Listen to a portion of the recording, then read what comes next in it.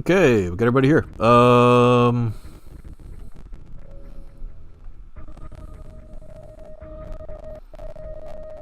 Yep, I feel bad for not getting that done now, but oh well. Okay, so I am going to start. Did they change? Wow, they changed everything in the. They updated Roll20. When did they do that? I don't know. They like literally just changed it because it was not like this afternoon. You know what I mean? Does that mess up your stuff? No, it doesn't. It's just icons are different.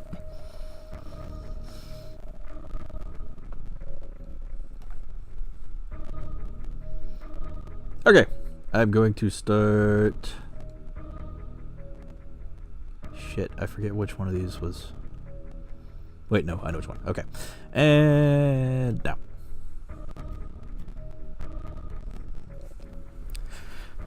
Last time, after an ambush by a wandering Gnoll party, our heroes finally managed to arrive in the small trading town of Seawell.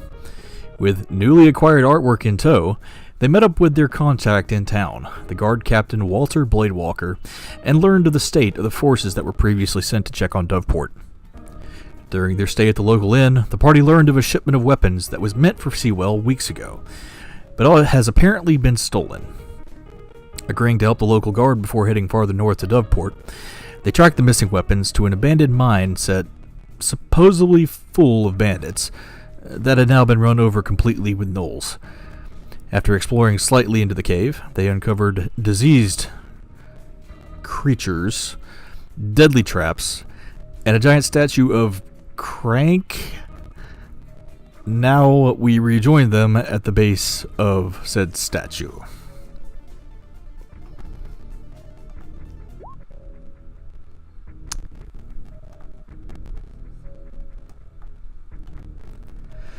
Okay, so, Flint, because of your little accident earlier, your move speed for the time being is reduced by 5. You broke your leg. I'm sorry, who? Flint. Okay. Yeah, you might need to explain to him what happened to Flint. Yeah, Flint had an accident last week. Yeah, so you broke your leg. You see on the map where there's that like pile of rocks that didn't used to be there. Flint used to be under it. No. Here. Yeah. Yeah, so so you broke your leg. Your friends were able to heal you as much as they could, but there's only so much they can do with potions and minor healing spells. So you are walking with a bit of a limp right now until you can get that looked at. So yeah. And happened. Tonvar and Crank had gone back over to where the giant statue was. No, Verna, you're fine. Nothing happened to you. Flint is the one that broke his leg.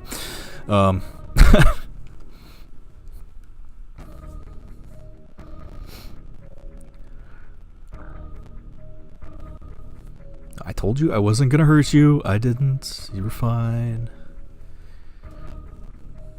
Anyway, in front of you right now is a giant statue.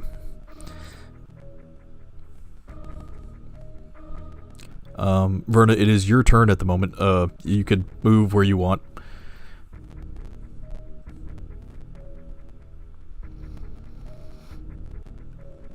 What type of statue did people check in and stuff? Nobody's really looked at it yet. They haven't had a chance to.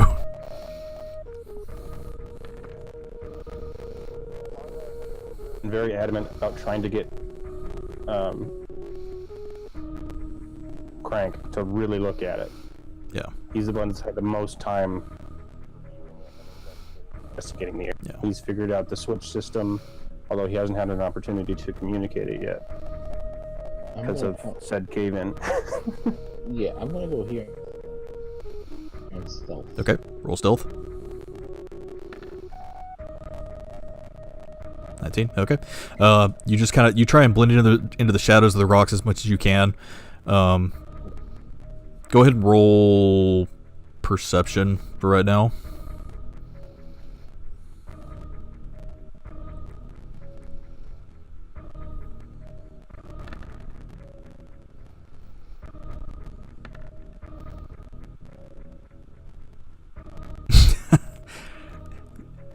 At first you were thinking, it's fine, there's nothing else around here. Then you start hearing water drops. And you do hear footsteps faintly down close to where you guys came in. I relay the information to the team.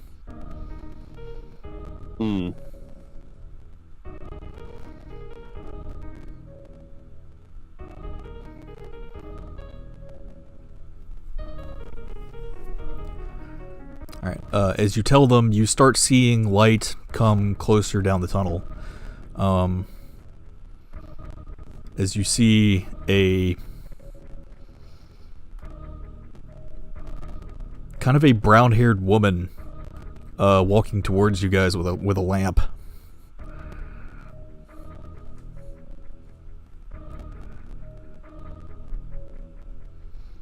Her clothes look very familiar as well. You think you've seen these clothes before on somebody. But as far as this person goes, you've never seen them before.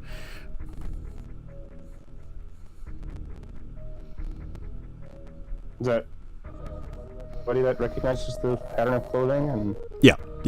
You've all been around this clothing enough that you recognize the clothing, but you've never seen this person. okay. Positive. Are you sure? I am positive. I didn't get the artwork done. I'm sorry. Get off my nuts. So I've Is it seen something where... Yeah, go ahead. I mean, you felt the presence of the don't get too technical with me right now, okay? I felt the presence of the clothes. Okay. Oh, that wasn't supposed to be a... But if he recognizes or recalls what this like, obviously it's distinctive enough to be some sort of like uniform or those lines, correct? Yeah, you'll probably have to roll that with Tomber though, because I think the automaton stats are lower. Crit or not. No, it was just the one that was highlighted, so you can see it's. Oh, okay. I see now. Okay, yeah. So you've seen Varnum wear these clothes before. Varnum, okay.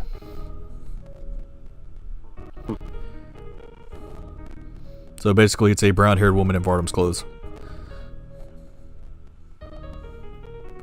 I'll whisper over to Crank. Doesn't normally wear that. What's going on here? Let's see. Why don't I have my dice out already? This is so bad. Underprepared. For shame.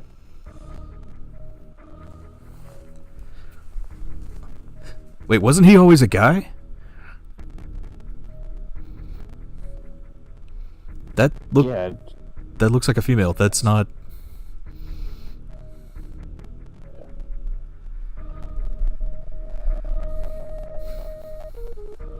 Anyway, if you want Allie, go ahead and roll initiative for me.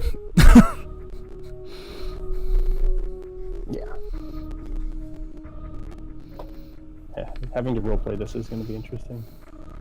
22. Okay.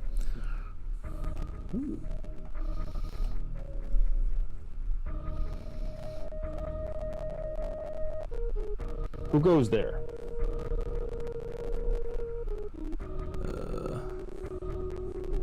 Is the woman carrying a light source or just sauntering in here without one? She has a light source with her. Okay.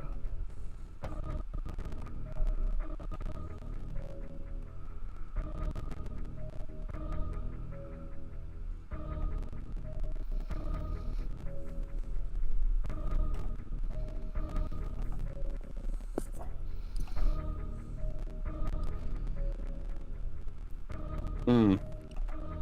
That's right, she does have a drift globe.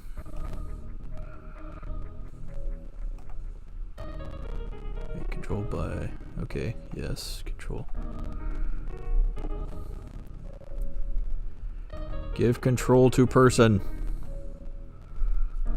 God damn it. This token's not working. I'm gonna have to give you Vardam's token.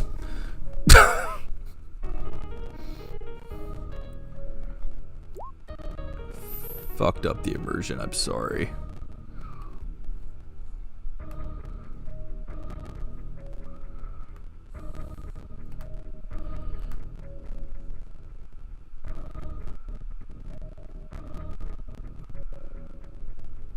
Goddamn miniature's not working. Yeah, I know. And now I gotta get light. I believe it's 60 feet on that with the drift globe. And then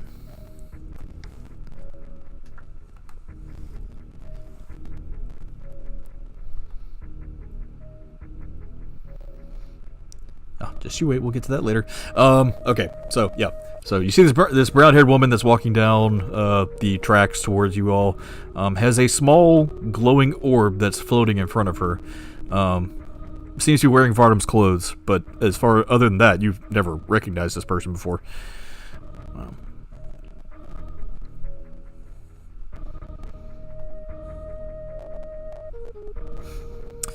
Flint, it is now your turn.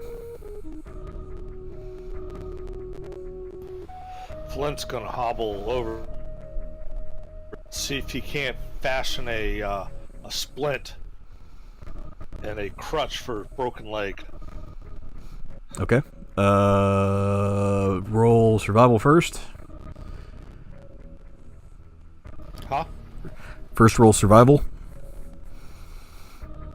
See if you can find any sticks and things. Okay. Yeah, you find a couple of the broken Gnoll...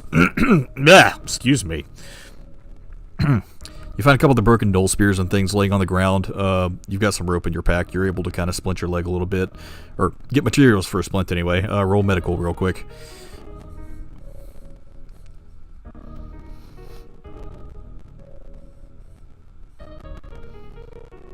Whew. Yeah, you managed to set the bone back in place. It really hurts, and you hear kind of a as you put the bone back where it's supposed to be. You're still hobbling around on it, but you feel like maybe later on, whenever you can actually get some real medical attention on it, you should be okay. But you're still moving slower than you were before, so. Gotcha. I'm gonna fashion a stool and just sit here for the time being. Okay. You find a rock. You just pull up a nice rock. Crank is still kind of occasionally giving you dirty glances over his shoulder. Tin Man. I got nothing to say to you right now. He's gonna move in closer to the statue.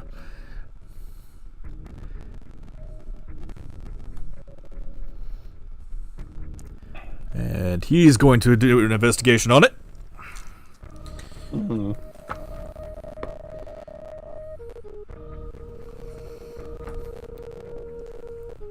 So we're just ignoring the new random woman? I guess. Okay. She's just kind of standing there right now and nobody said a word. Crank is it?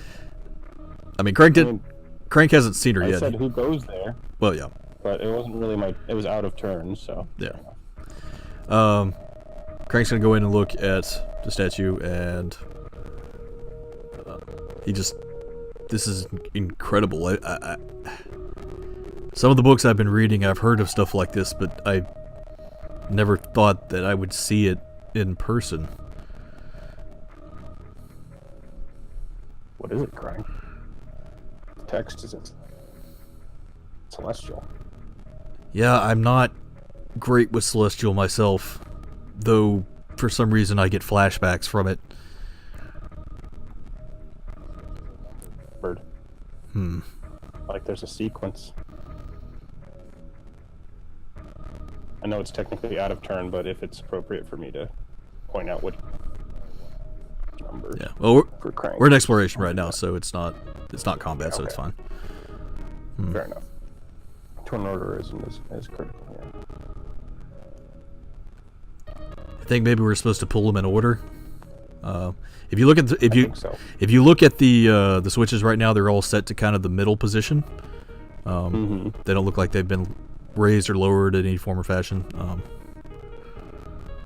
You just kind of. And as far as my previous investigation roll, could I tell which direction they were, or are they physically capable of being thrown in both directions? You're talking about the investigation from last session, or investigation from last session got you the number. I'll do a fresh one. Yeah, you may want to go and do another one. The one you got last time gave you the numbers at least. But if you want to actually numbers, right? Okay. If you want, we'll do a new one to determine more about the mechanism itself. Why did I roll 2? What?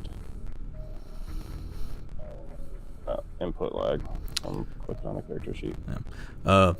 Unfortunately, you can't really tell which direction they're supposed to be thrown. They don't look like they've been worked at all before. Then one thing you do. We'll call the second roll is like to determine if they are physically capable of going both directions. Just so we have that. Yeah, they can. They can go up and down. One thing you do notice though is under that where the hand is kind of outstretched over the cavern. You see a scorch mark on the ground. I'll relay out to the crank. Crank, look, looks like some sort of fire comes out of this thing.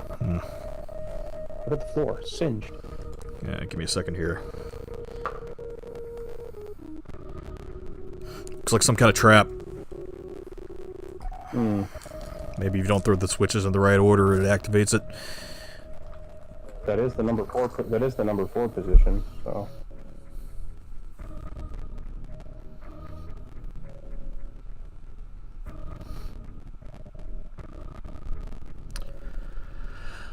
All right, Brad, it's your turn.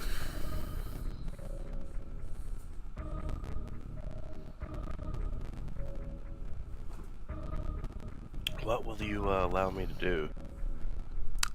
You can walk around anywhere you want. You can look at things. React. Yeah. Can I make anything? Right now? I would say no, you don't have time to. Okay.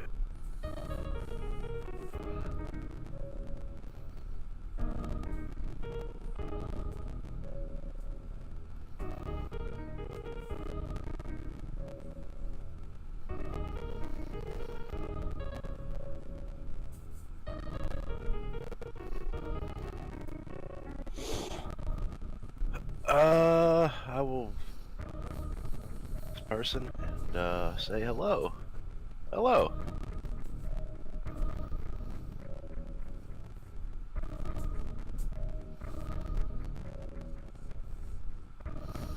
She kind of stares at you coldly and just says hello backwards. Back to you. Says hello backwards. That would be a thing. Actually, no. Oh, No, we're gonna keep it that way. She looks over her shoulder and says hello as she looks behind her. She seems very, somebody.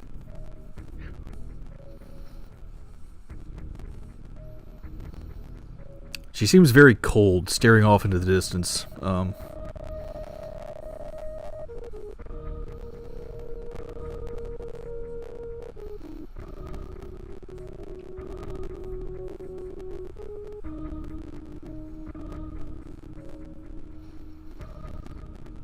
Yeah, she just looks at you and says, well, looks like I found someone either way.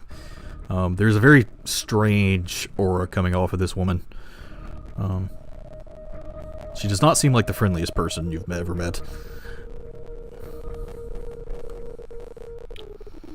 Can we hear the conversation from it? Oh yeah. You can hear her coming down the stone walls pretty easily. Mm-hmm. What's your business in this cave?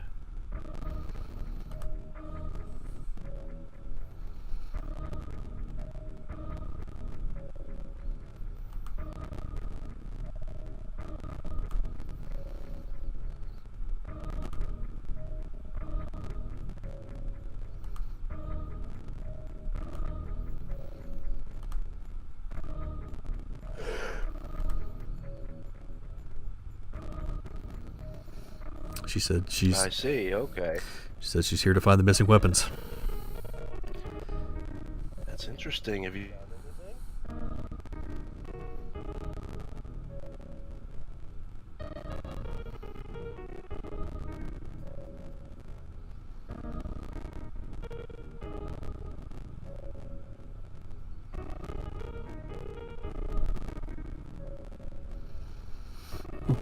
She looks over her shoulder again and just says, "Just the mess that somebody left along the path." Yeah, they we're just kind of in here looking around and found a bunch of gnolls, a bunch of traps.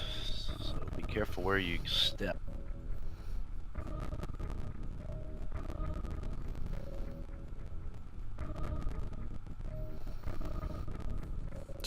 She says, "Wait, gnolls, not bandits?" Correct. They were surprised by that as well.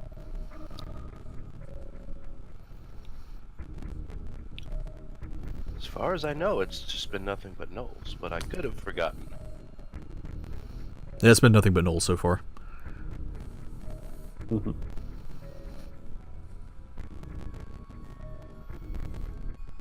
Are you in here by yourself?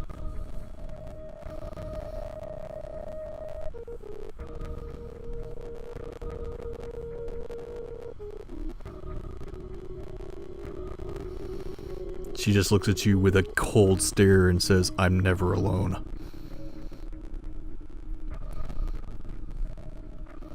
You So, feel how kind many- of how many- Go ahead. you feel kind of an unearthly presence move through you as she says this. Your brain almost feels like you get, a little bit of a brain freeze when that's said. How many companions are in your party?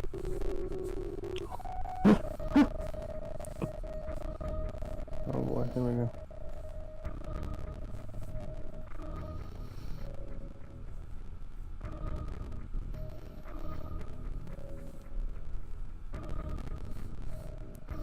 She just kind of scoffs and says, "What does it even matter?" Well, friend, it matters to have friends.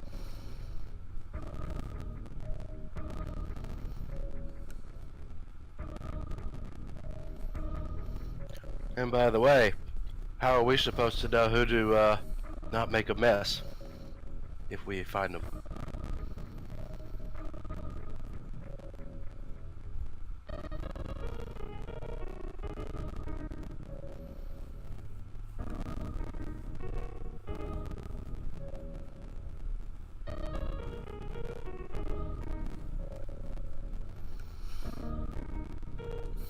She kind of lets out a little devilish smile and says, "Don't worry. You only see them if you want to. Or if they want you to."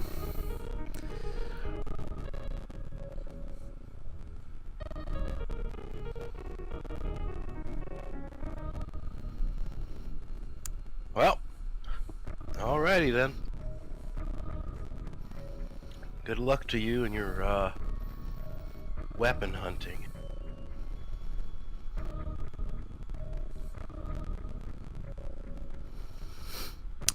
Alright, Tonvar, it's your automaton's turn. Do you want to have it do anything? Yes. Hold on a second.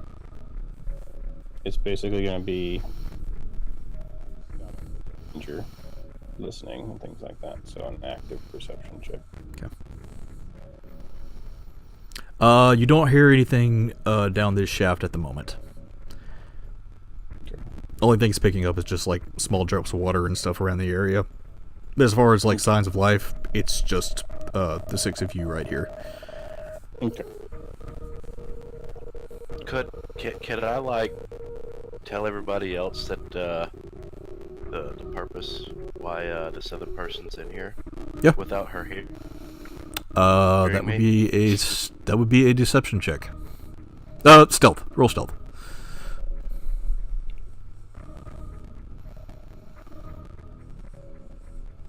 This is gonna be terrible. Well, we might need to do a. Oof. I'm gonna do a little huddle or something like that to try. Yeah, that's what I was saying. Like, I mean, if you want to gather everybody together, but Everybody's tokens. Yeah, without moving everybody's tokens, let's like do a little huddle and talk about it. well, I'll do this. Just for the sake of brevity. Crank's gonna look at these switches and say, well, without knowing what the code is, we're probably gonna put ourselves in danger if we try and mess with this thing. Probably a good idea if we go ahead and start heading back towards the entrance and see if we can find another way through.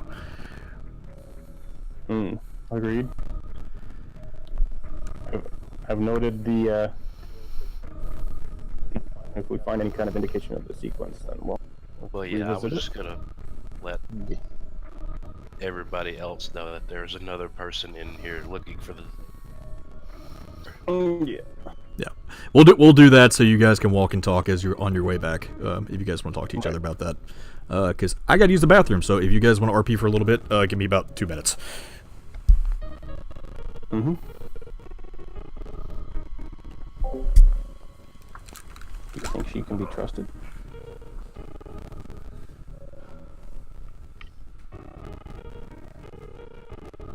Do we know who the person is? I don't know. Had a strange feeling talking to that person. She's wearing her arms closed. Oh, it's like something's definitely going on here.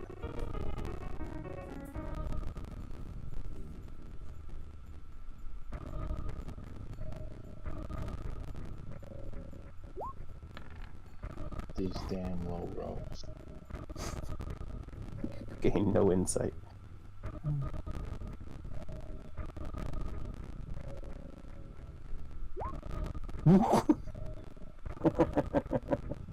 Clueless. I wonder if Flint would know anything about this person, because Abram was the only one who really knew about it.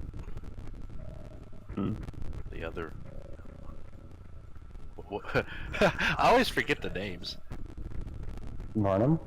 Varnum, yeah. Hmm. Flint might know. No, because he's related to Abram, and they might have talked about it, but I'm not sure. Mm-hmm.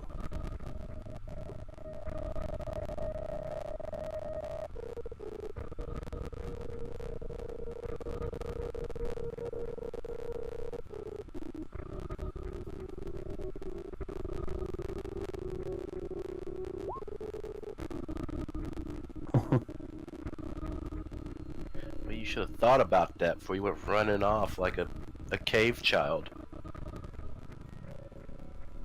Yeah, maybe you'll show some restraint next time we're exploring a dangerous cave or one we didn't know the dangers of.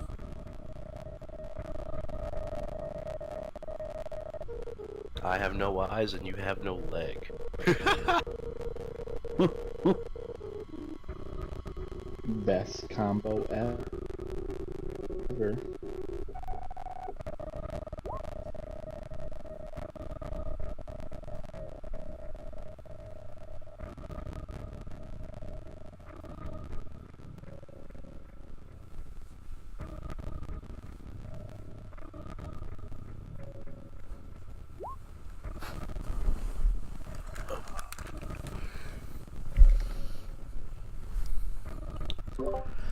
Alright, I apologize about that.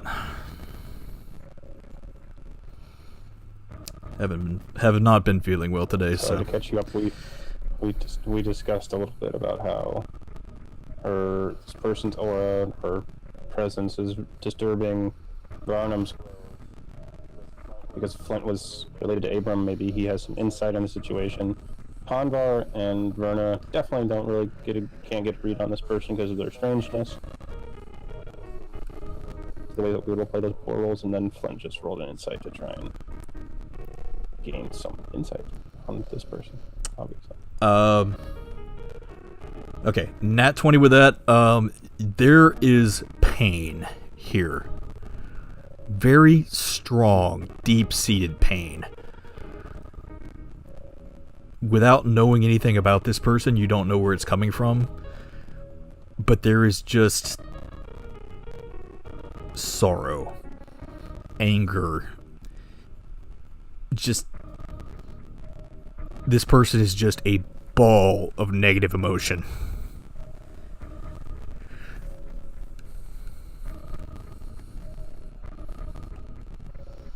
They don't seem like they're any threat to you at the moment. As a matter of fact, you feel like the presence you feel feels familiar. But they're very scary.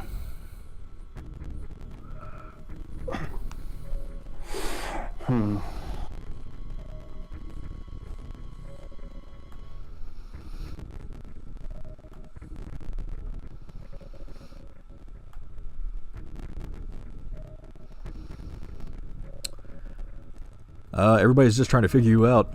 You are scary. So as we're walking towards the next entrance, so what's your name? You planning on joining us?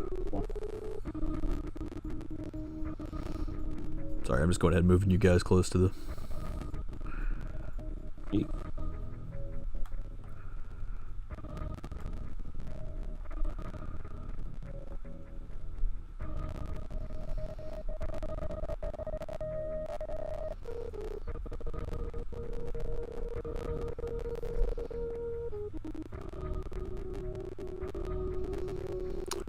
She said, "But my name is Miri, and that depends on if we're here for the same reason." Well, Miri, we were asked by the town guard to...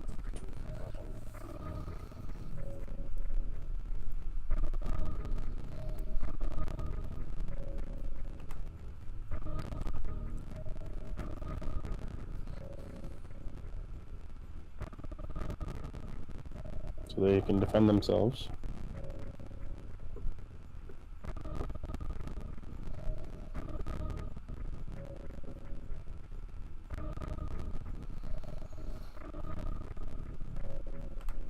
Did the town guard also ask you for these weapons?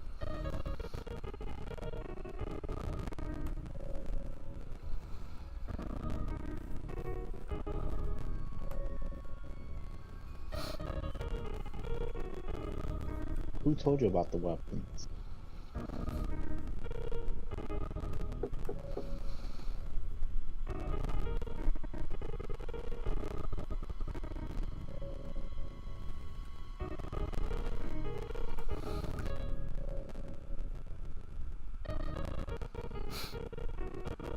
Ah, okay, I see.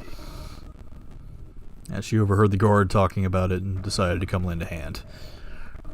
She tracked you guys' footprints through the mud and found you coming this way.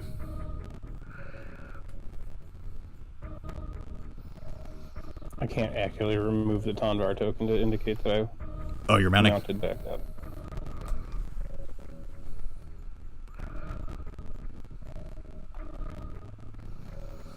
Well, let's get to it then. We've wasted enough time with the cave-in. Something's fishy going on here. Let's find out. Alright. Verna, you're up.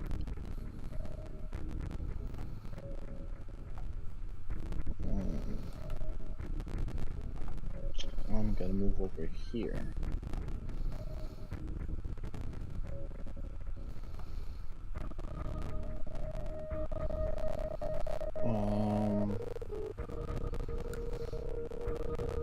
Yeah, I see that tree. Is that actually visible, or?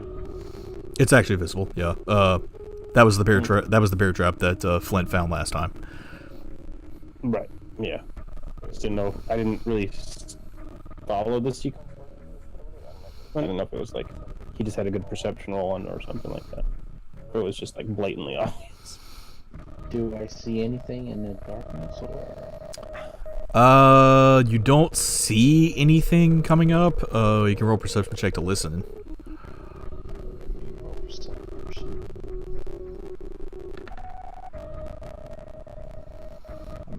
You don't hear anything. Just wind rushing through the cavern. Am I still stealth, or do I have to stealth again? You need to roll another stealth roll.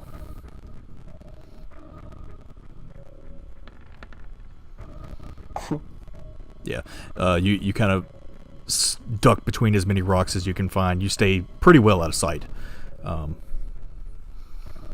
Your dark clothing kind of matches in with the rocks, so it's hard for anything really to see you. You step as lightly as you can amongst all the rocks on the ground. Miri, it's your turn.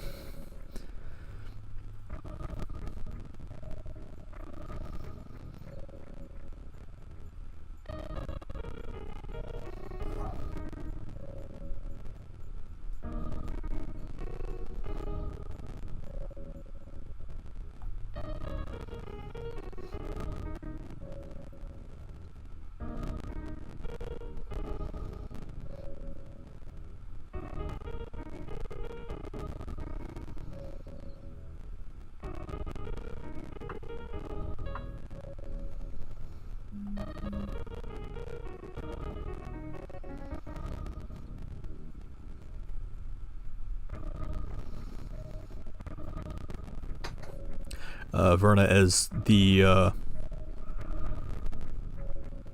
woman that you all have just met walks up beside you, the orb glowing in front of her, light gets shown down this hallway within this mine, and you see another glow of what looks like a campfire. You can't see anything else near it, but you do see movement of some kind.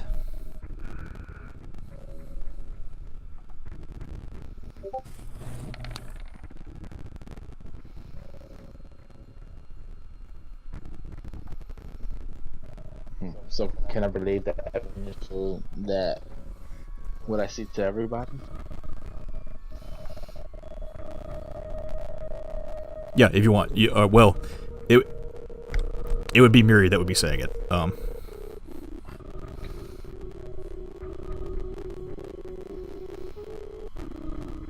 You both see it, but she would be the one that would have to relay the information.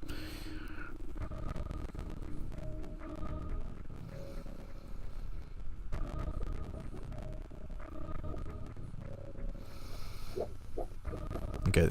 The woman looks over her shoulder again and says to all of you, there's something up ahead.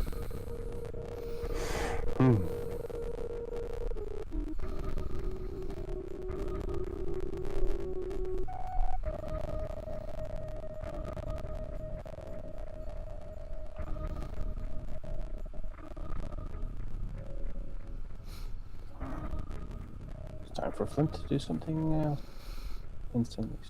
Alright. Miri, unless that's your whole turn. Unless you want to do anything else.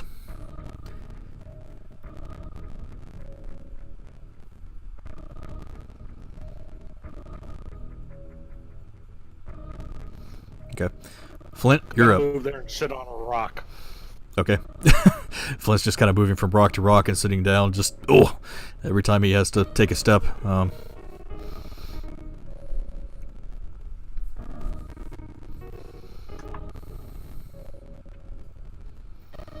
Crank's still just staring daggers at you. He's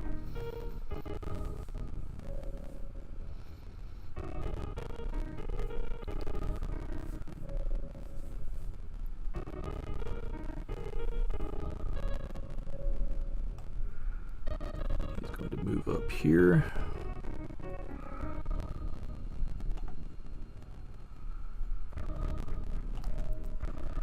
And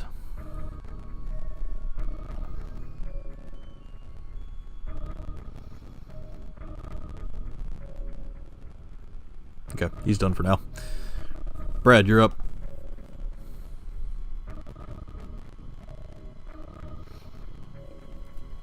Going to go right there.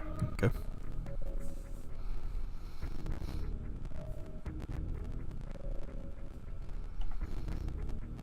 Gotta keep an eye on our injured partner.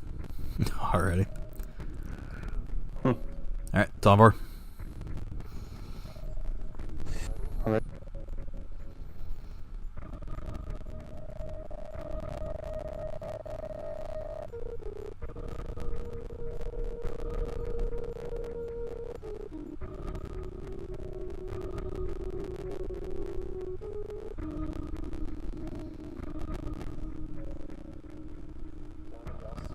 We taking the stealth approach?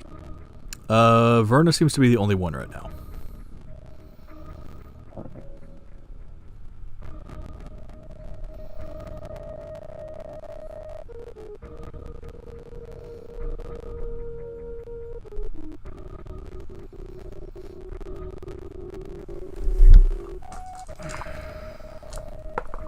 Yeah, that's what I thought. I need you to go ahead and roll a stealth check for me real quick, though. Yep. Yeah, that's not. It's gonna go well. Not gonna go. We have faith in you. As you move further down into the cavern, you turn around the corner, and clunk, clunk, clunk, clunk. This thing is not the stealthiest at all. You turn the corner and you see the campfire now clearly in view as two gnolls who are sitting there just kind of gnawing on bones, and what looks to be a hyena sitting next to them just kind of look up, food hanging out of their mouths like, huh?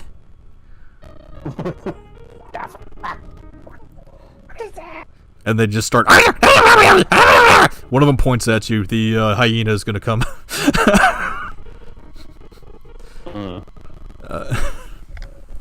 More noise. Oh. 14 to hit. 14 to hit. Yep. I believe that will hit. Okay.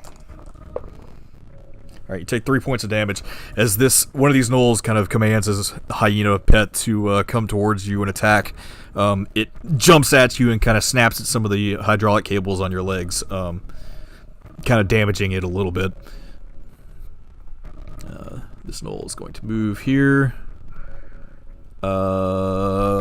She's going to cast Firebolt. Oh boy.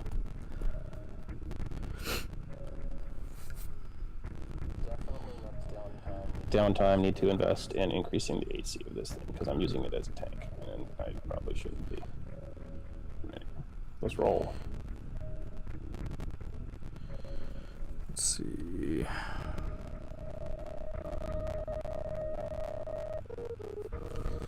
Let's roll. Okay, gotta make a range spell hit. That's a natural one. Oh. She runs forward. One of them's yelling at you. You've got a hyena attached to your leg right now, and the other one kind of trips over the fire. She falls down. As she does, the fireball is in her hand, forming. She tries to throw it, but she misses. It flies over her head and hits a stalactite. That's gonna hit.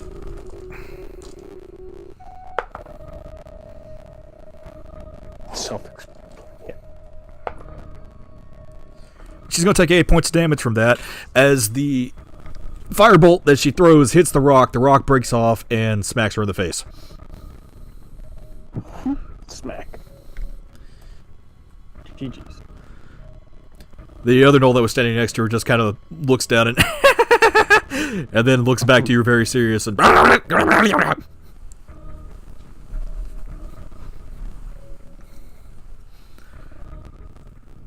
it is not going to do anything, so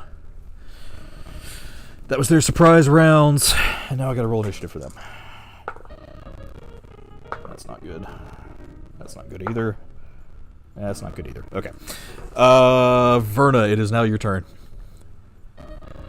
Tom is currently engaged with a gnoll. Well, a hyena.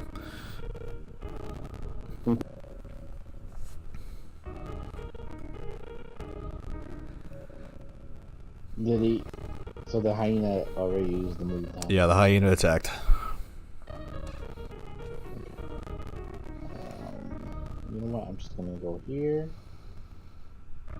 And sneak attack him and. Okay.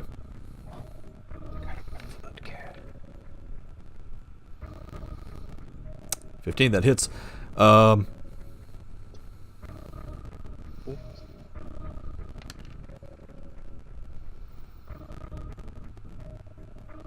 Oh yeah, no problem. You slide through the shadows as you see this thing kind of attached to Tomvor's leg. Steam just seems to be pouring out of his automaton. With this thing completely distracted, you just slide up behind it, grab it by the scruff of its neck, and just slowly plunge your rapier into the back of its skull. And as you let go, its jaws lax and it falls to the ground. You see the Gnoll down the cave just it gets very angry seeing this.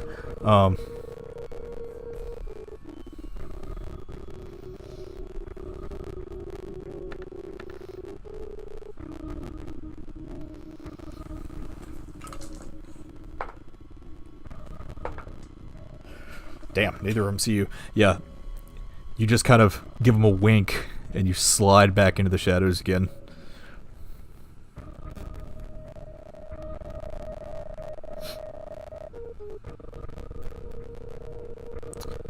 Muri, it's your turn.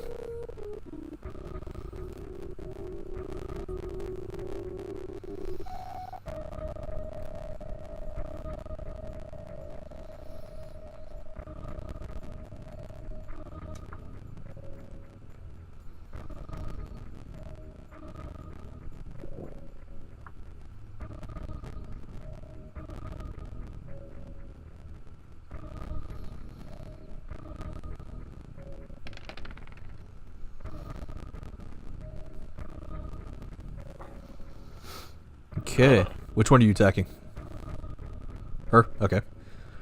Oh, Yep, that works. Alright, you're kind of pressed up against some of the rocks right now.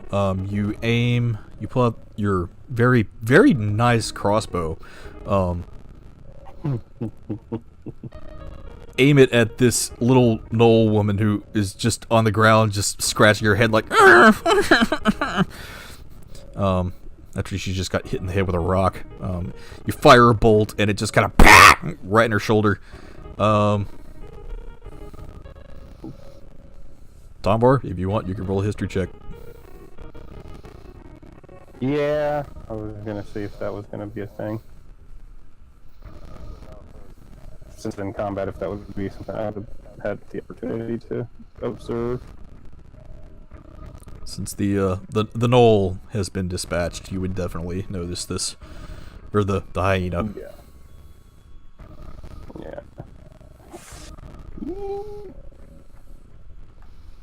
Not sure why, but that weapon looks really familiar. Tombar will lock that back in his head for the moment and then refocus on combat. Okay. Muri, anything else you want to do?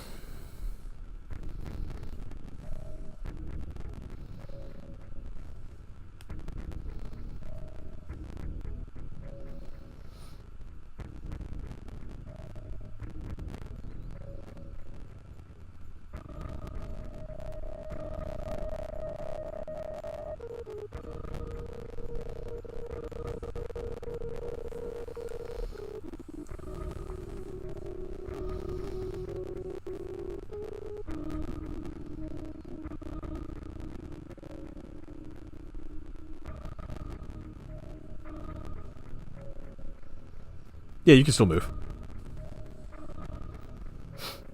And you could use action to take cover. Sure. Oh, you're just gonna duck over there. The giant pumpkin. Path that for me, please. Don't just jump there.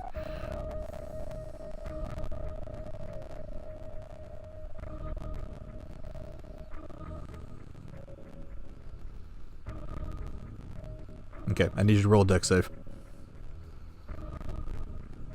Uh-oh.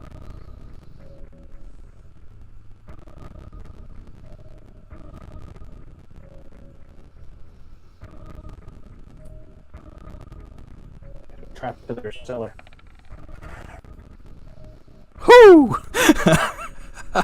Oh, I saw that one and it rolled over. Okay.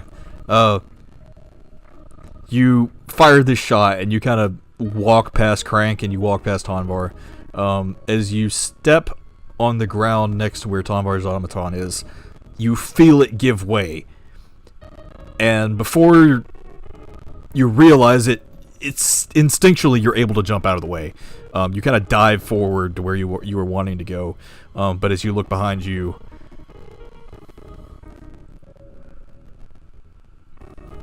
Nice little pit trap.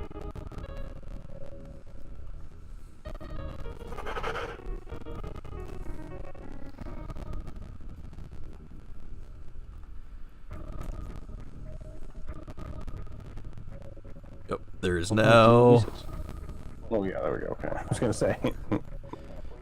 there is now a nice sized hole where you were standing.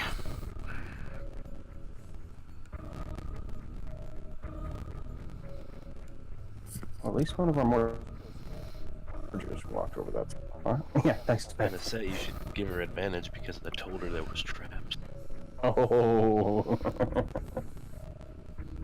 She's not been actively looking for them, though. That is a thing you have to do. If it was a not bad. check for them. Yeah. Because there are actually abilities and things that you have that specifically for finding traps. I think barbarians get it or something. I don't know. Anyway, beside the point. Yes, large hole has opened up next to you. You do kind of flip over it and you stick the 3-point landing. It's very beautiful, actually. Crank kind of gives you a little fancy golf clap. 7.9 out of 10. Brad holds up a card. It says 7.9, but it's upside down. 6 point upside down 7. Yeah.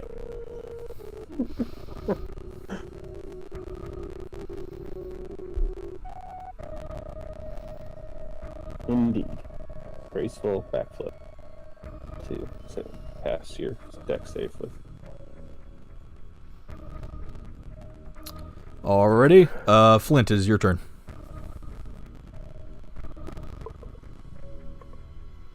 Is the music too loud or is it good?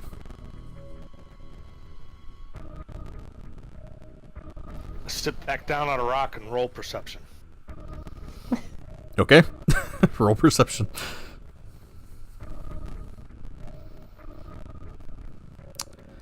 You don't see anything in front of you immediately other than the two gnolls, the hyena corpse, and some weapons that they have kind of leaned up against the cave walls. You do see that campfire also. Which, now that the campfire is here. I'm done. Sitting back down on a rock.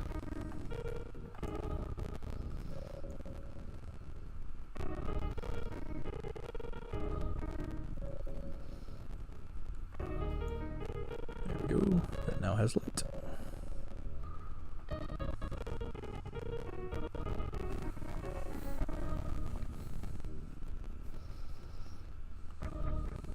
Okay, Crank. Charge. Gotta rush up in the middle here. She is technically prone right now, so Me.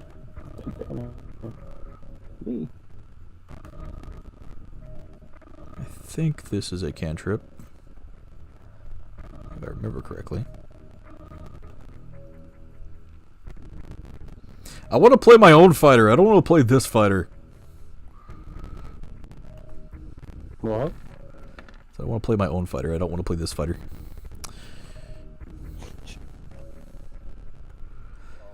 Oh shit! Crank comes stomping down through this hallway. The two gnolls that are laying on the ground, the one kind of rubbing her head, the other one just kind of laughing. You see his arm blade start glowing green again.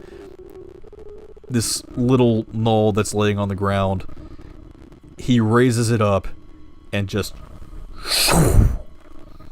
runs it across her face. Blood splatters across the floor. You see the green flame on the blade jump over to the next, to the guy that's behind her. She took a good hit from this, but she's still alive.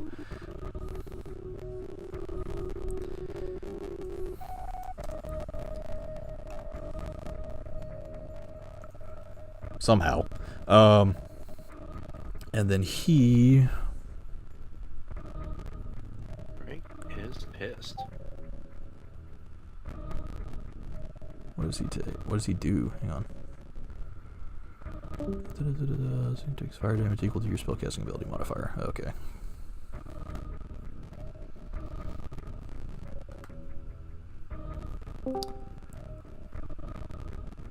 Which is 4. Okay. So yeah. Blood splatters from her across the stone floor. You see the green fire from his blade jump to the guy behind her. He seems to get singed by it just a little bit, but he's still looking okay. She does not look good right now.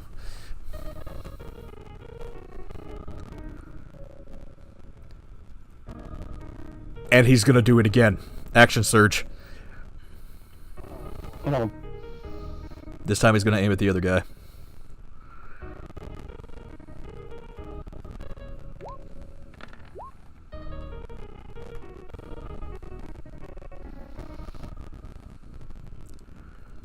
.21 to hit. So you see the blade just shoo across this little Gnoll girl. And then he brings it back again across the other guy. The fire shooting from his arm again. A similar cut is across his chest. Blood goes flying up against the walls. The fire streaks across her face and she falls down. She is now dead.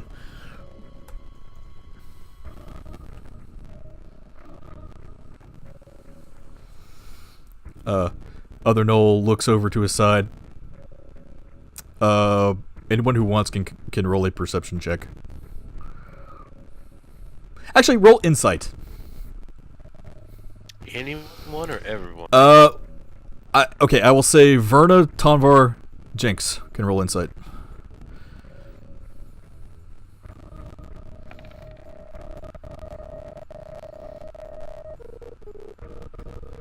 Miri, you are completely hardened to these emotions. You don't care. Tonvar, Verna, they were on a Gnoll date. You see a tear come out of this guy's eye.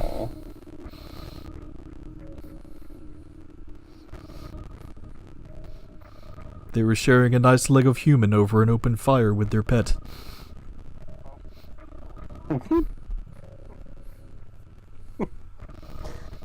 We are terrible people who have ruined their life. To be fair, they're just Gnolls. No matter. No life. Gnoll lives matter. Gnolls don't matter. Brad, it's your turn.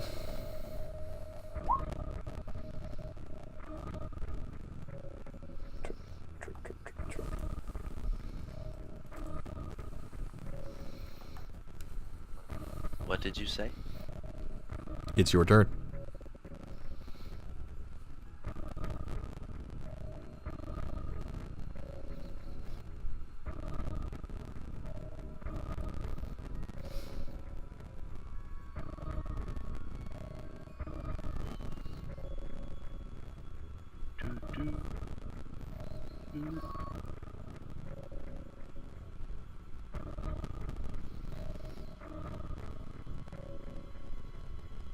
I'm going to assume use. Mm-hmm. Oops. That's not what I want. So I'm gonna move there and get a defensive position. That's all I'm gonna do. Okay, you take the dodge action. You move forward a little bit. You pull your thunderchucks out and just kind of take a low stance, just in case anything you see comes forward at you.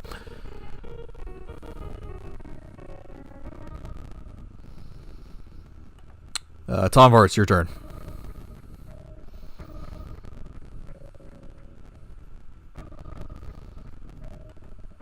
Okay. So for my action, so we're resolving actions concurrently, right? Yes. Okay. So for my action, I will be applying help and directing the automaton to move here, Okay. and then attempt to shove the Gnoll to knock it prone. Okay. Roll a strength check. That's just let me Wait. attack action. So just a normal attack roll, right? Just a d20. No, actually, shove is a separate action. It's a strength check versus their dex. It says using the attack action, you can make a special melee attack. Okay, so it's the attack action, and then I make an athletics roll, or athletics, or acrobatics. Right, yeah, that's it. Okay. Let's see. So, I am one of those. And you get advantage on it, but it doesn't matter. You stomp up next to this thing. This guy is just, he looks down at the ground, and as you step on her body, God. That I just stepped on, and then Yeah. knock him over. He looks up at you and he growls, just he pulls his axe out, but you take your big fucking robot arm and just shove him. You don't shove him backwards, you shove him into the fire. There you go. Well, you can apparently move fire now. Damn it, fire, stop moving. He shoved the Gnoll, he shoved the fire pit. You shoved him into the fire and he is now dead. And prone? Yeah. He's dead. He rolled an @1. You threw him in the fire. No. There we go.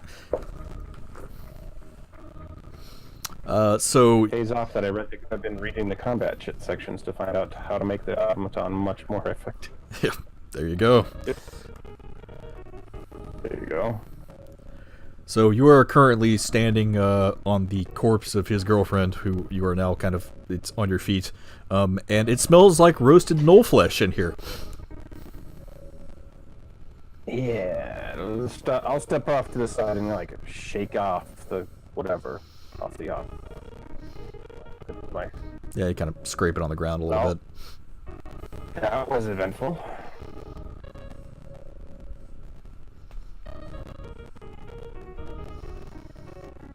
And Crank just looks, says, "We gotta be careful. There may be more in here." Agreed.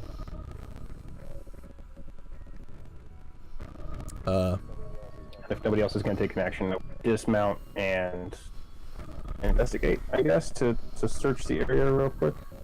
Okay. If somebody else wants to. Well, it is currently Verna's turn, but you can dismount if you want. Oh, okay. I'll just leave it at that then. Sounds good. Do you want to dismount? Yes.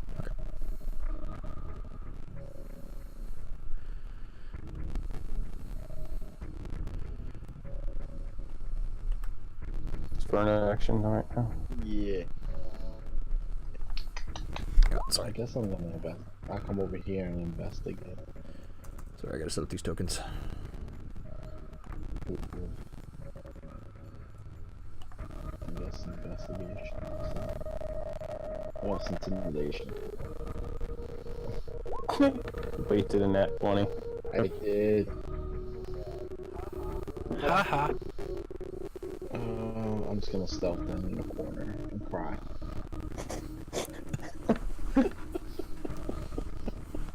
Yeah, you don't really see anything out of the ordinary, Verna, but you do manage to hide up against the rocks some more and just kind of sulk.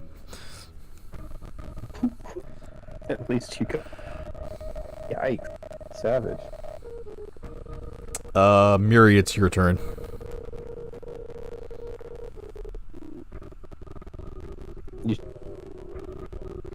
Probably. Or a new one? That works. Yeah, it was out of turn. He's got to go with the new one. Yeah. Looking around the area that you're in right now, you don't know what's here exactly, but this looks like a lot of food. You don't know if these were food stores that the bandits had. You don't know if it's stuff that the Gnolls might have taken from the local farmlands. You're assuming that maybe the old guy that actually owns the land that this old mine is near, this is probably some of his produce, and they've just kind of snuck out and taken it. But that's really all you're seeing here at the moment.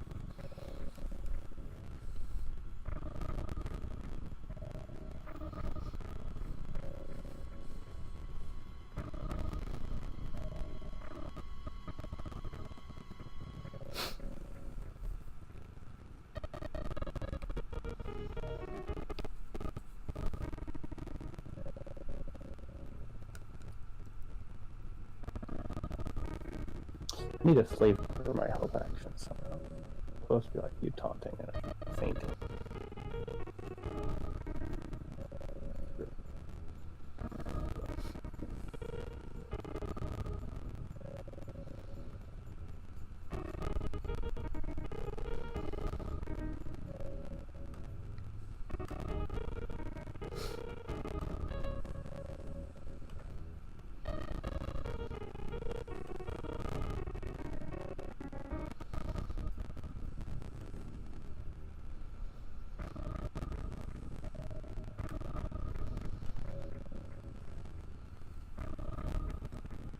That's it. All you're doing it.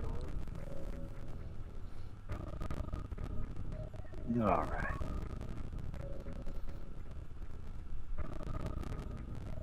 How you got, Rowley? You just move. It is like that. Okay. Flint, you're up.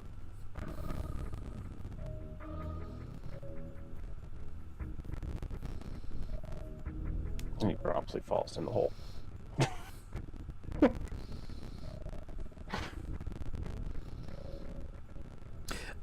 You find some very nice produce. There's a very large pumpkin.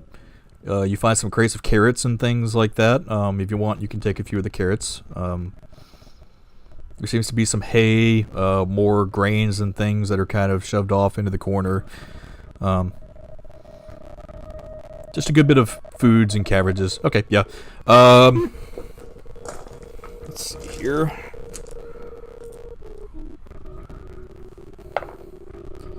You get 2 large cabbages, 10 small carrots,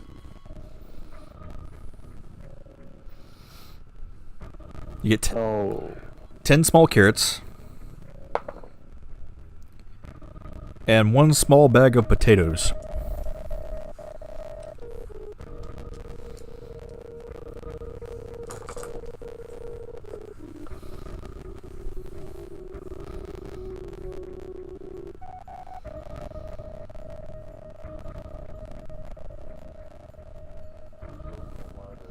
Order.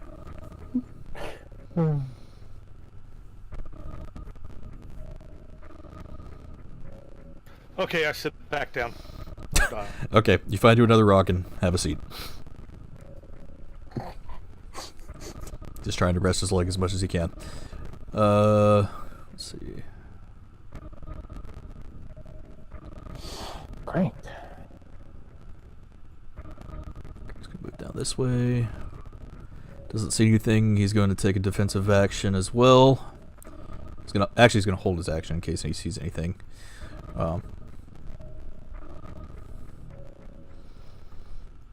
Brad, it's your turn.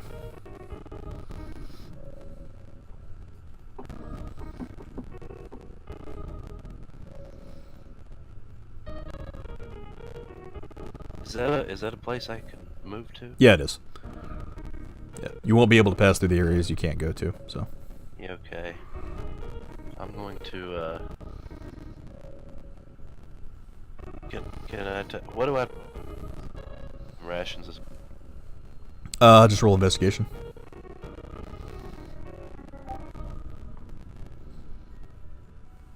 okay. They say carrots are good for the eyes, but it'd be great if you could find some. Okay. Well, I'm just going to take action right now. Okay. It's fantastic. Tom Vart, it's your turn. Alrighty. I'm going to search the knolls and the weapon racks. See if there's any kind of anything in this room. Again, the gnolls don't really have anything on them. Oh, okay. I didn't hear you say that earlier. Well, with that, Still going to search the room. with that, you find a small box on the guy Gnoll. It kind of flopped out of his hand before he got set on fire. And inside you find What did I find? inside the box you find a small rusty brass ring. No, a ring? Ah, that's fucked up.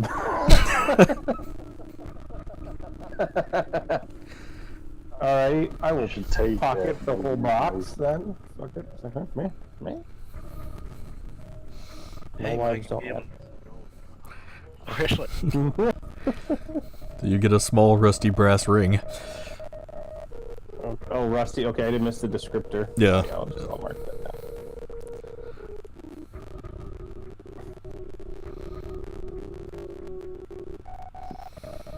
Tarnished brass ring.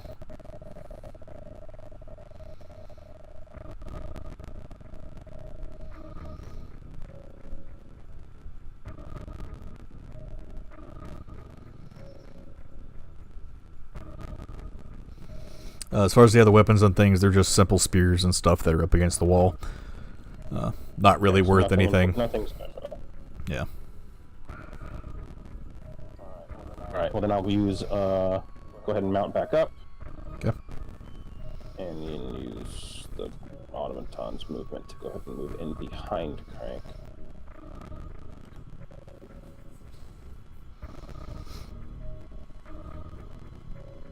Okay.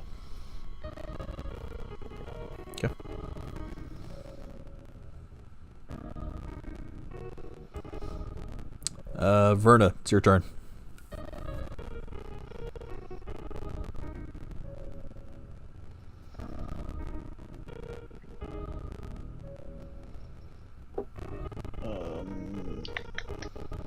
Let's see, we're gonna move here.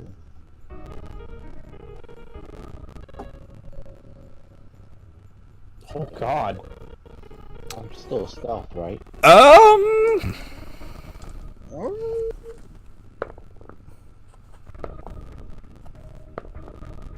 Oh yeah.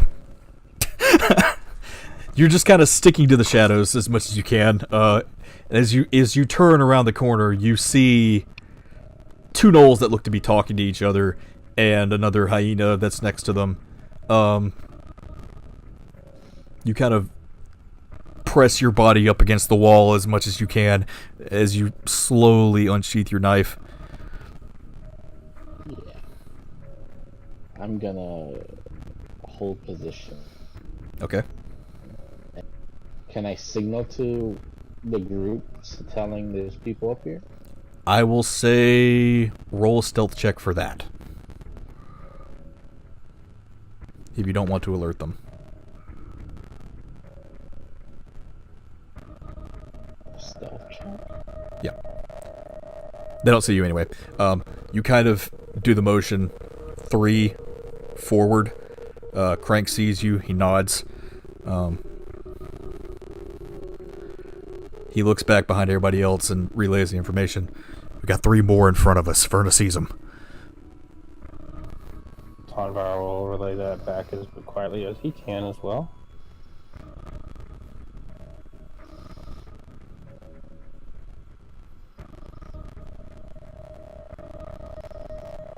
Is anybody further behind him?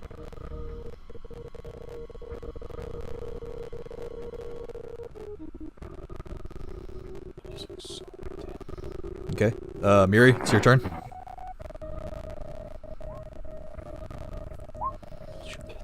What? It is now Miri's turn. Yep.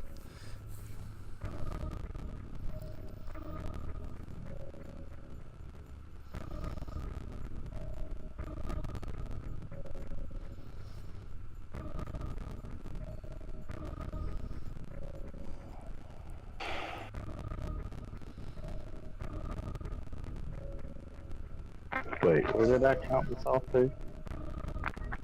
I don't remember. It was like right behind Verna, right? Or was it behind Verna? I think it was behind Berna.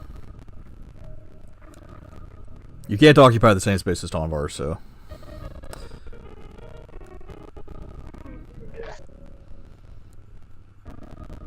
Hey, can I see them from my position? Oh, yeah. Yeah, you can see everything in front of you.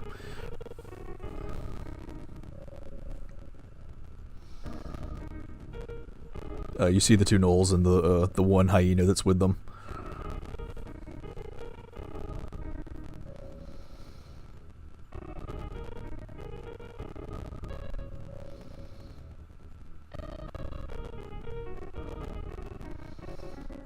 Oh. Which one are you doing that on? This one. Okay.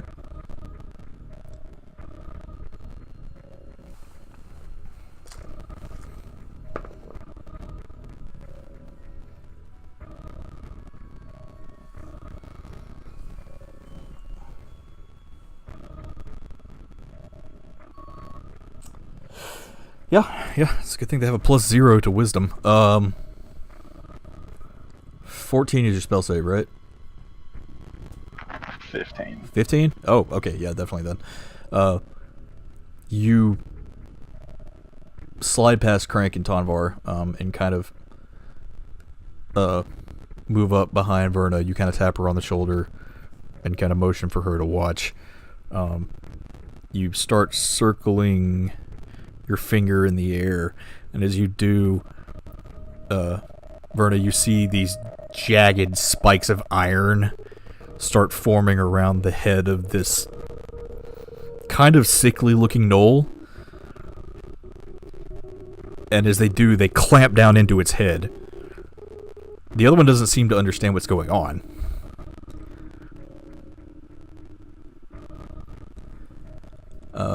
Does it take damage from that?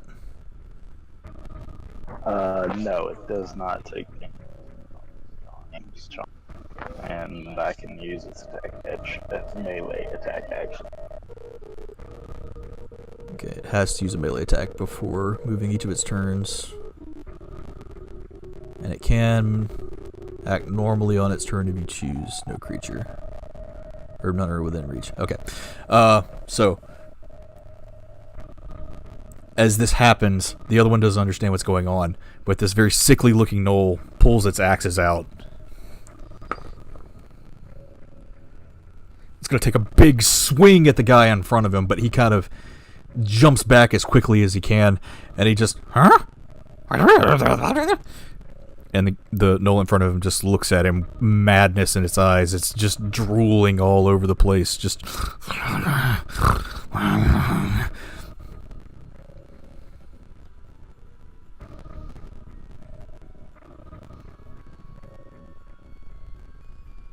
It is very confused as to what's going on right now.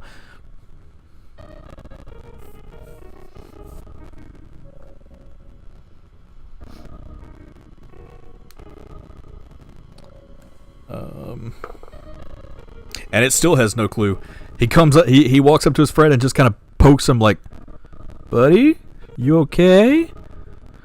As he pokes him, the other gnoll's the gnoll that you have the crown on, its arm falls off.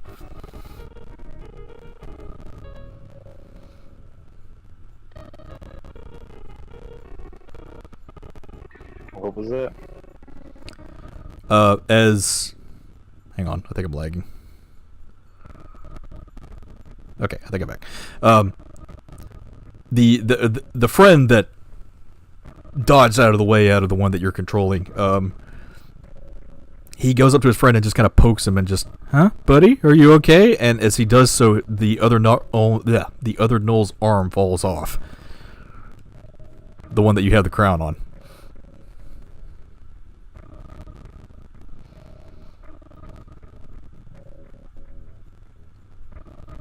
I missed the right before you said the one I had the crown on. Oh god, You said that one. damn it! It is fucking lagging this shit right now. Okay, There, I'm here. Okay. The Gnoll you have control of. He gets poked. His arm falls off. Oh, okay. There. Got it.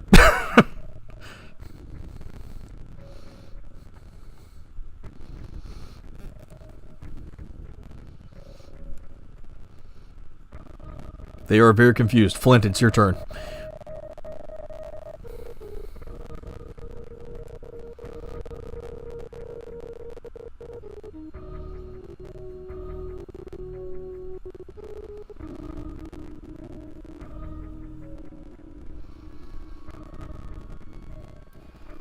I move there.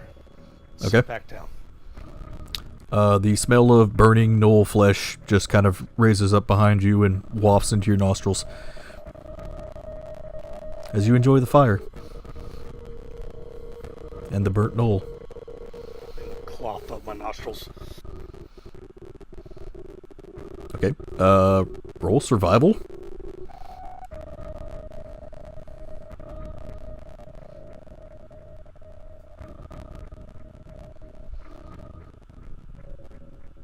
Oh yeah, no problem at all.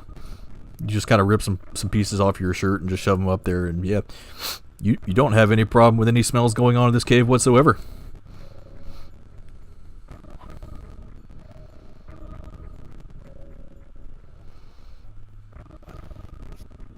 I'm done. Okay. Crank is going to come up here. Crank is a dumbass. Oh, damn it, buddy.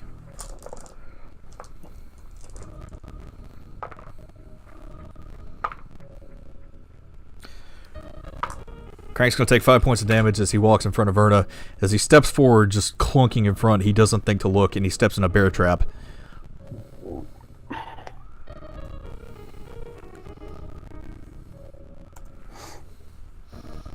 He looks down at his foot. Is it just chunk? Clamps around his foot, and he's just, fuck. Whips his sword out. Let me see if he realizes you've got the crown on that. He does. He is going to do nothing, actually. He's just going to sit there and hold defensive position again. Because he can't really do anything right now, because he is now immobile. As he has been clamped to the ground by this bear trap. Brad, it is now your turn.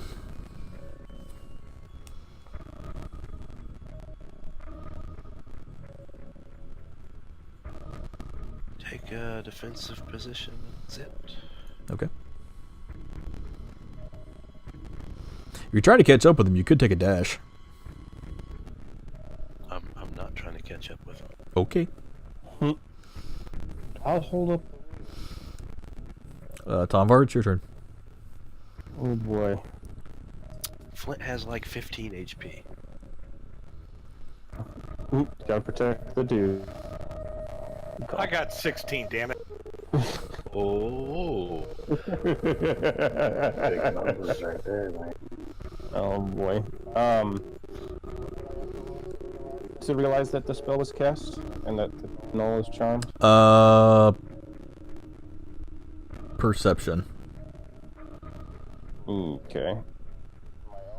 Or with What? the Wisdom. Roll wisdom. Just straight wisdom roll. Just a straight wisdom check. You rip. That Gnoll doesn't look very good, but How can not. he see the Gnoll where he's at? actually, yeah, that's a good point. You wouldn't be able to see it where you are. I haven't done my move. I was gonna. Okay. So Yeah, I'll do my move. Yeah, first. you'll have to do your move first. Can I get into that square? Can anybody Somehow get it's around letting me Crank? get into that. You're not Where? supposed to be in I'll that even get- that one. You can go where Verna is since she is a small creature. Okay, fine. I'll co-occupy the square because my intention was to come down. But at the same time, see if I could notice anything about the Gnoll that would allow me to make further move decisions from there. Yeah, you can't see anything about that. You can attempt a free crank if you want to try, though. Okay, do I need to dismount to make this easier, or is this something where I could do it with the automaton? You can do it with the automaton. Okay, and what am I rolling for that? It is Then? just a strength check. Or athletics. Just a pure strength? Strength or athletics, either one you want to do. Or athletics? Okay, well, we're gonna go... Oops, that's not... Yeah. Yeah, I meant to switch it over. But, anyway. yeah, that was... Okay. You stomp down the hallway, and you try and, Actually, that's a good point. You stomp down the hallway. Mm-hmm. Well, I'm gonna say at this point they all saw Crank anyway, so you're fine. Yeah, I'm pretty sure they would have realized the trap was popped. Yeah, we'll just roll initiative on them. Metal on metal. Yeah, all this hot metal on metal action going on right now. Yeah, you stomp down the hallway and you see Crank that's kind of stuck in this bear trap. You get your big beefy automaton arms down there, and the little finger nubs try and pull it apart as best they can, but they can't seem to get a grip on it that easily. Alrighty then. And then I will go ahead and use my action to apply and to the automaton for whatever next action. It would have been a good idea to do that first, because you would have got the nat 20. Yeah, hindsight's 20/20. I mean, say I assume that would have been done, but yeah, we'll roll with it. Hindsight's nat 2020. Oh yikes! Puns, bad puns. Ow! Get used to them. I'll be here all week. Verna, it's your turn. You swear you've never read Terry Pratchett? Jeez. Cranks out the trap, right? No. No. Crank is still trapped. Okay, what do I need to do to try to get him out? It's a strength check. Strength or athletics, either one. Though, I'm gonna. you could use your thieves' tools to try and disarm the trap. Which is why I was like, oh, should I dismount and use Tinker tools? Like, what was the nature of the bear trap? That's why I asked. Yeah. And, yeah. Tinker tools would not have worked. Thieves' tools would, though. I have tools. That would have worked. Yeah. Yeah. Okay. Sorry about Again, hindsight's nat 20/20. There you go. Verna, though, you kind of slink out from behind where Tombar was. You see how he's kind of having trouble getting hold of this thing. You pull your thieves' tools out, lay them out in front of Crank's or behind Crank's leg. You pull out your small screwdrivers and a little hammer, and you just kind of ting ting ting ting ting. You pull one of the bolts out that's kind of holding the thing together, and it just pop, and it clanks to the ground. Crank can now move again. Yay! Oh, so I was successful. Yeah, it wasn't a very high check. A very complicated trap. Yeah, I can imagine a 10 DC was all you're going for. And then I'm gonna go back to stealth. Okay.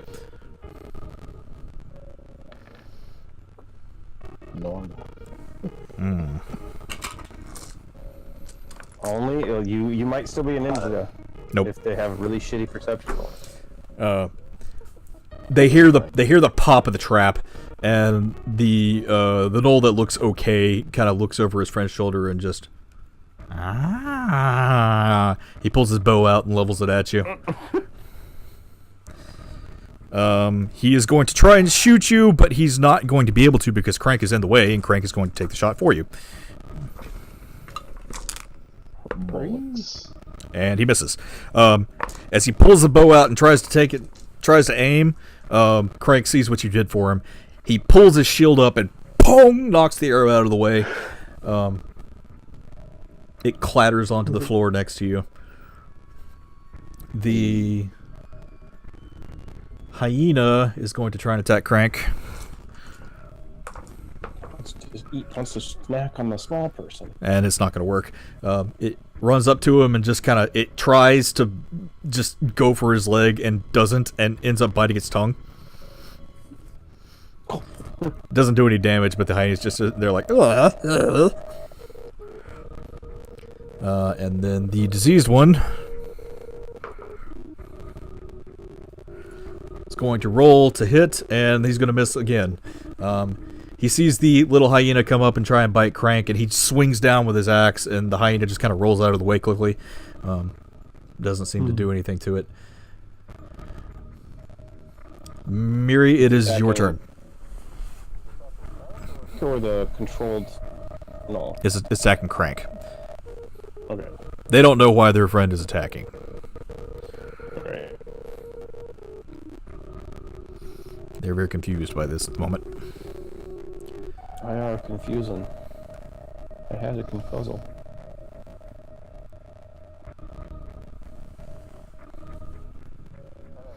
I kind of imagine Gnoll's being permanently confused. Oh, Yeah, it's like their Alex. constant state. yeah. Kill something. Well, Mash I'm motherfucker trying. with another motherfucker. That's what I've been trying to do.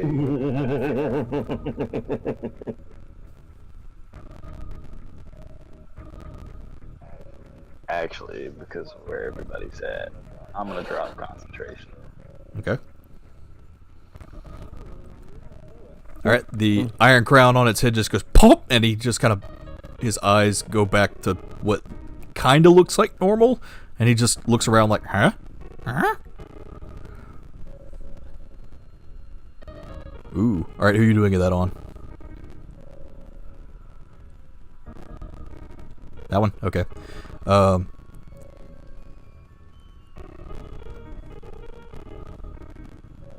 You are behind everybody, so nobody's going to see this. Okay.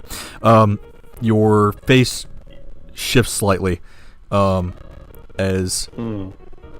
Tarvar, you haven't heard this. No, you have. You have.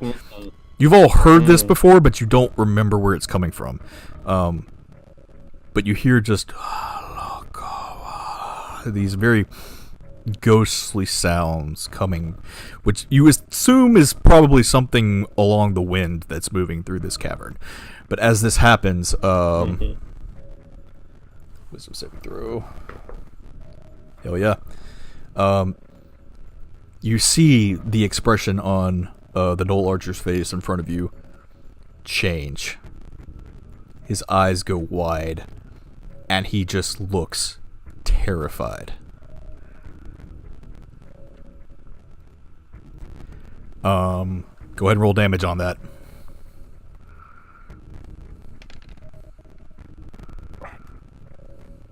9, okay. And he immediately has to take his movement, right? Yep, max movement away. He just... He looks at you. And you see his face just... He runs away.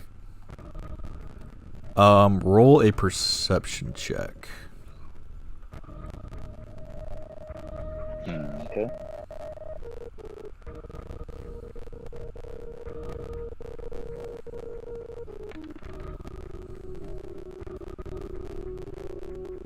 Man,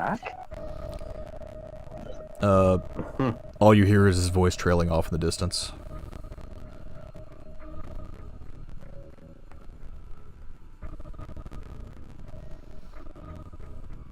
Not really sure where he went.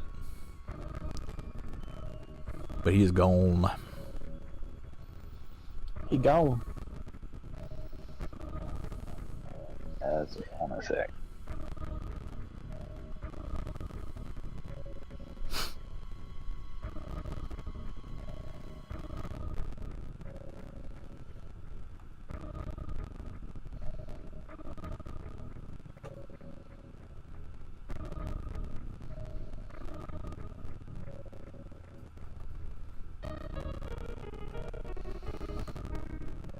Mantle of Inspiration. After hearing these very ghostly whispers behind everyone, everyone feels this very vibrant energy coming from behind you. This person that's been with you has been kind of off-putting this entire time, but all of a sudden you feel comfortable around them.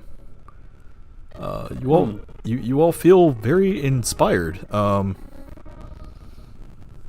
You all gain 5 temporary hit points, and right, you have to select because it doesn't affect the party anymore. Yeah, we have extra people. Forgot about that. Okay, so pick who you want this to affect. So we'll go with everybody except for Flint. Because that should cover everybody. That's Well- not the auto. Actually, Brad cannot see you right now. Flint can. Oh, okay, never mind. I can't see him anyway. Well, true. We'll go with the one that can see me. Guys. Okay. So yeah, Now, does this apply to the automaton because it's a construct, or no? yes. Okay. Yeah, because it's basically just a mount, so it'll apply to that. Yeah. And you may all now take your movement. How's all?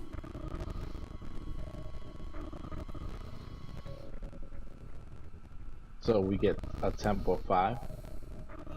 Yep, you get 5 temporary HP, and you can take your movement right now. Without provoking attacks of opportunity. Yep. So you can rush. You can rush right through this guy if you want.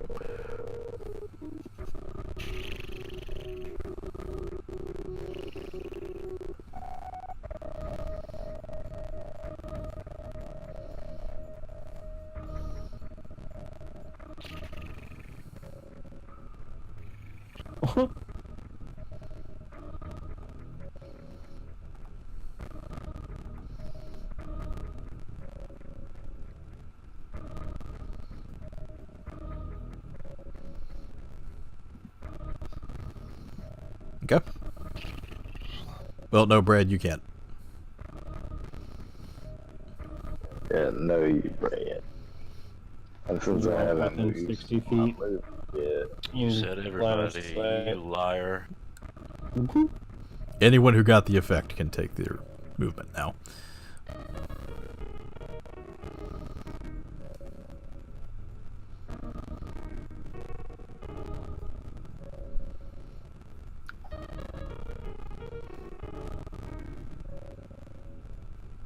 Okay. Is that it for you? That'll be it. Okay. Flint, you are up.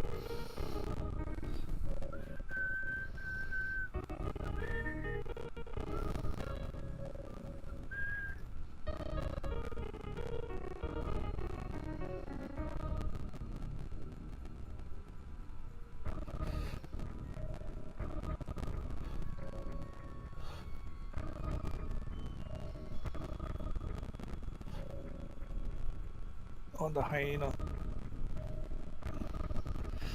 Oh. Oh.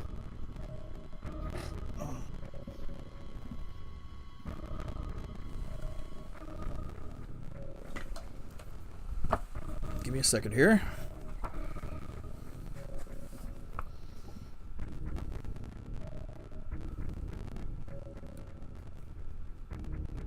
It hasn't been attacked yet this round.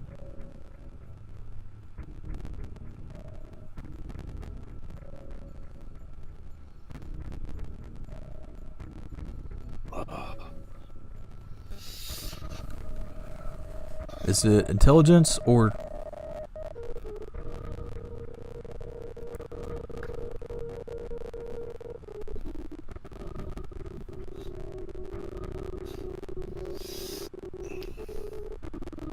Its intelligence is 2, by the way. Yeah.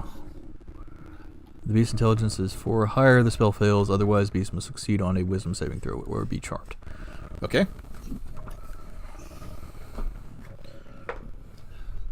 That ain't gonna work.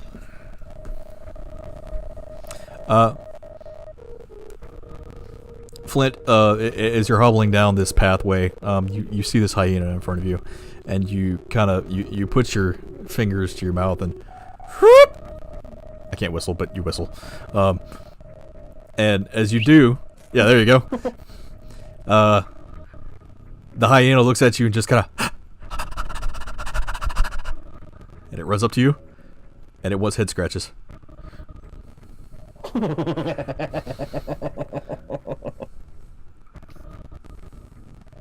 What? It wants head scratches. It wants head scratches? It wants head scratches. Yeah.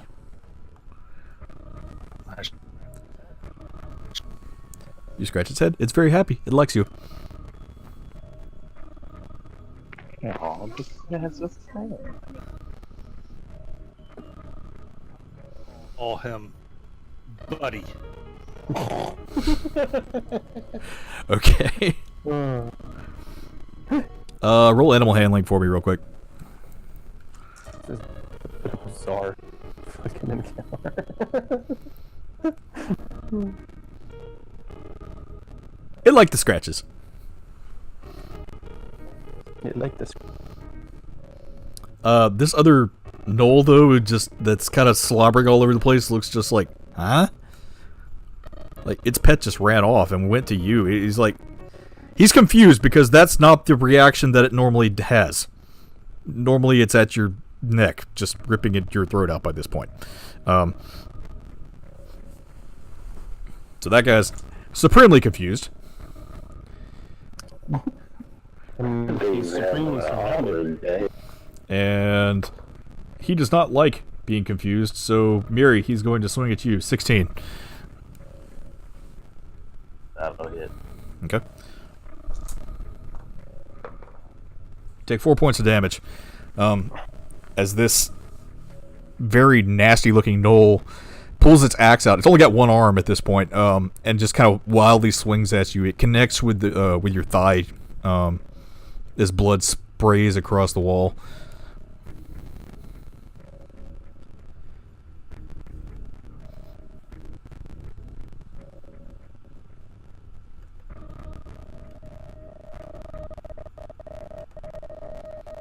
Okay.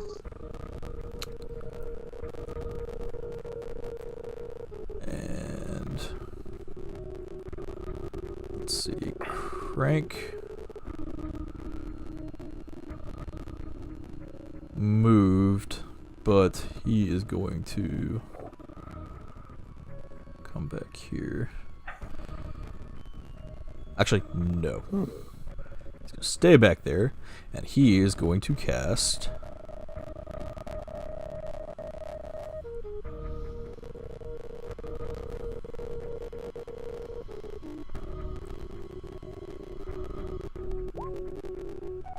Chromatic Orb at first level.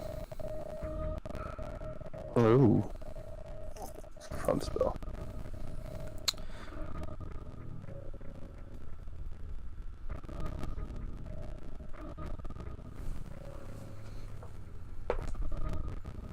And that is going to hit.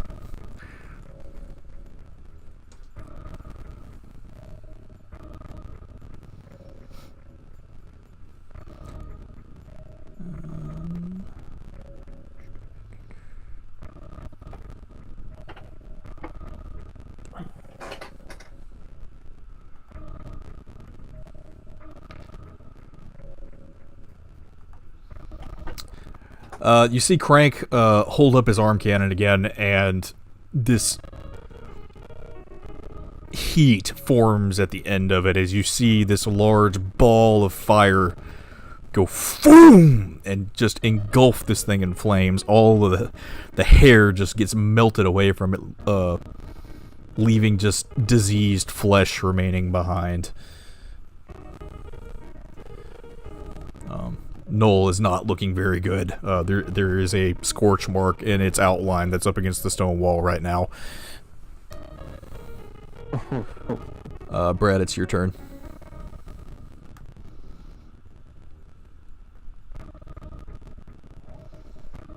Position.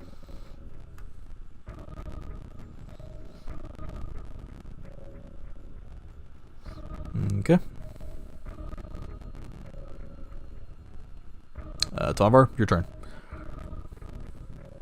Alright. Will help action again, and we're going to go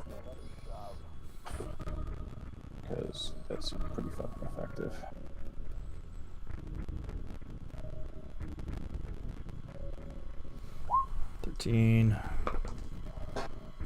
Attempt to not get prone. That'll work. You bring up that big iron arm and just boom, smack it in the face. It falls backwards. Its nose is bleeding.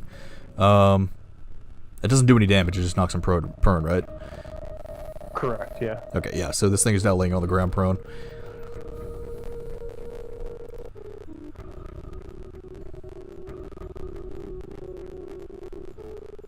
And that will do it. Okay. Verna?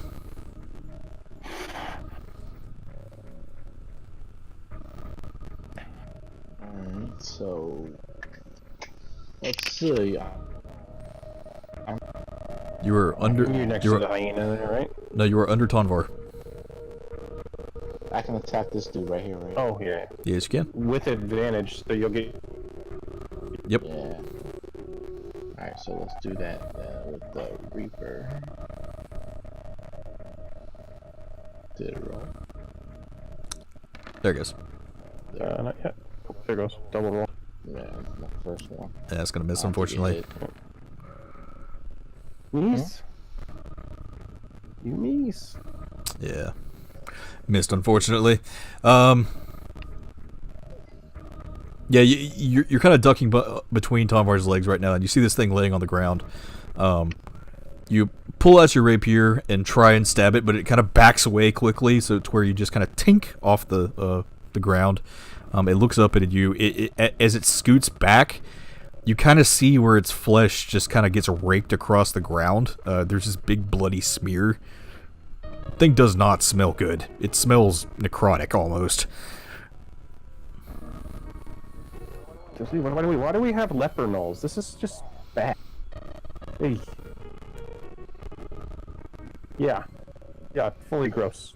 What is going on with these simultaneously want to find out and don't. Miri, it's your turn.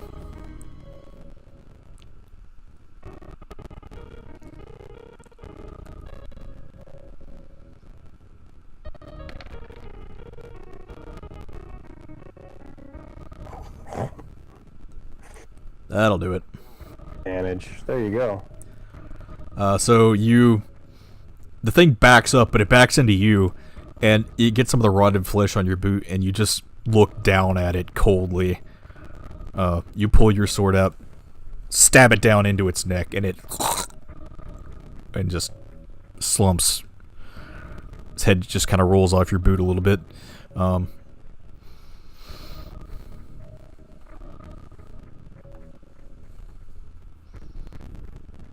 That thing is dead.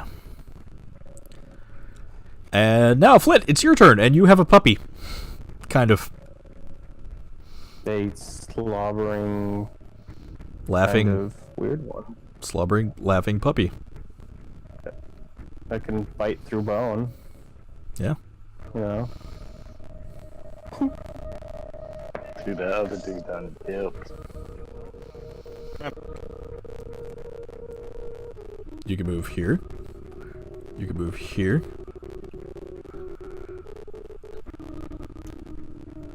You can move here, I suppose. Go this way. Though my turn order thing's in the way. I can't tell if that's a dead end or not. This. And down this path past Tonvar, looking towards the chest, I'm going to do a perception check. Traps? Or is it a... That'll be investigation. Oh, no. Perception to check for the traps. Yes. Okay. I'll go with your previous score anyway. You don't see anything. It looks pretty safe, best you can tell. Okay. Then I'm going to finish up and move right there. Okay. And sit back down. Cringe. He kind of comes up and sits next to you.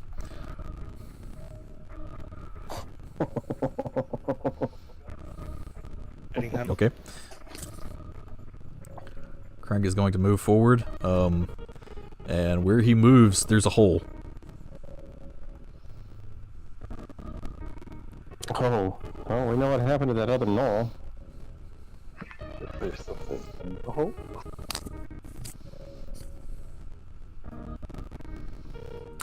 Yeah, he looks down at it. Oh. That's where he went. Hey, chick! Good job. I mean, technically, he's not supposed to move into a space of danger. Yeah. That he knows about. Knowing moving. Yeah, I guess a trap. Yeah. So if it wasn't their trap or something, then it's possible that he could have gone into that. See, dead Gnoll down in the hole? Yeah, there's a dead Gnoll in the hole. Oh, okay. There's a hole in the hole.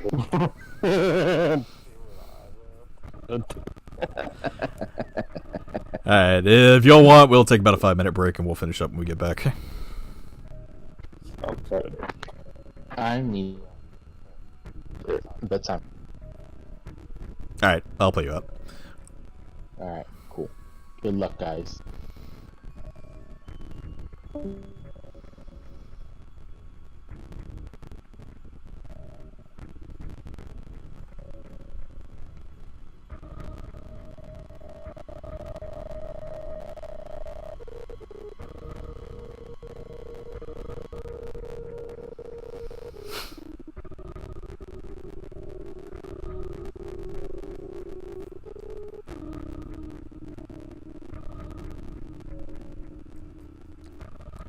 Well, they couldn't have hoped for a better outcome for that Dissonant Whispers, man.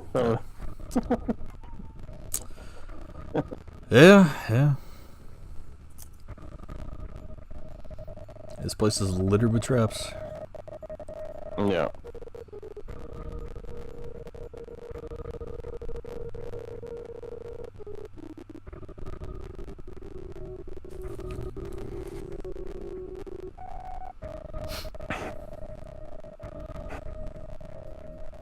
So I could see this character and the automaton developing into an interesting mix of tank and controller in different ways.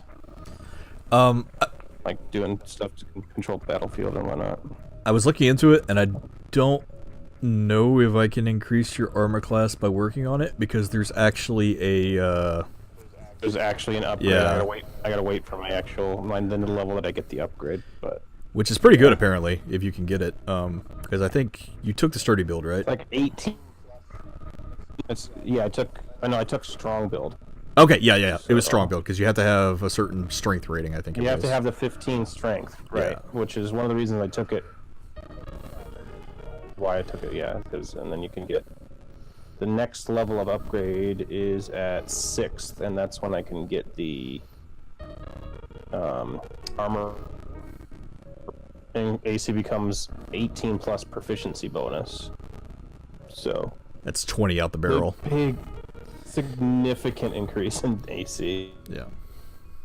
Yeah, Essentially running with 2 tanks here. yeah. But then,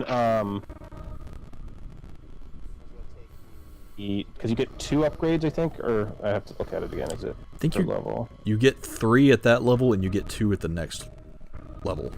right? Because you got 4 to begin with, right? And end up going with the grapple upgrade as well, so that I can use it for grappling and just general control stuff. Yeah. Move stuff around the battlefield and whatnot. That's where I'm kind of. We'll see. Secondary tank, basically. Yeah. Which would be good, because if we do end up having to bench Crank, then... And what that conversation earlier today has kind of made me realize I kind of need to, not necessarily need to, but it would be good if I could slot it in there. Should I know into a hole? You did. It's in a no hole. the Gnoll hole?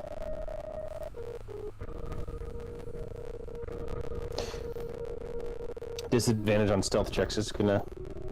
I mean, not that it was very good at stealth checks to begin with a 10 dex, but you know. I mean, it's just plate armor. Which is why Even worse. That's why I haven't really been rolling stealth for Crank, because there's no point.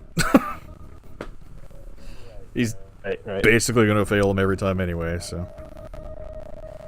Right. Though, he can technically change his armor class. Can he? Yeah, it's a Warforged thing that if they want to, they can drop down to a lower armor class. I think it takes them 10 minutes to do it. And that way they don't have disadvantage on stealth checks. They can be sneakier. Yeah. That makes sense.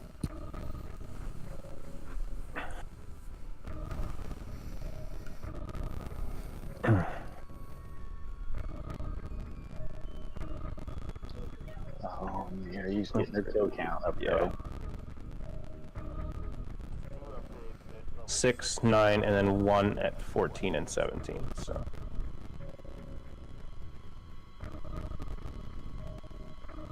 Makes sense.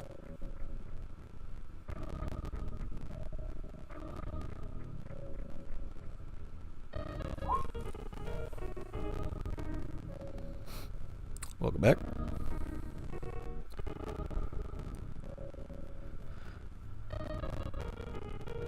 Alright, have we got everybody, or are we waiting on Abram still? Okay.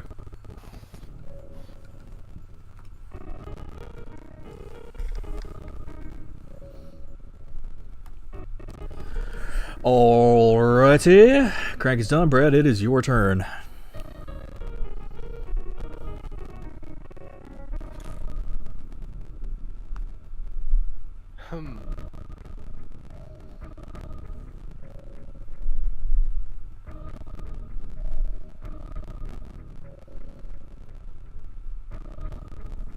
To move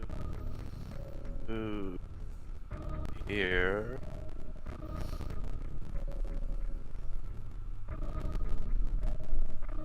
And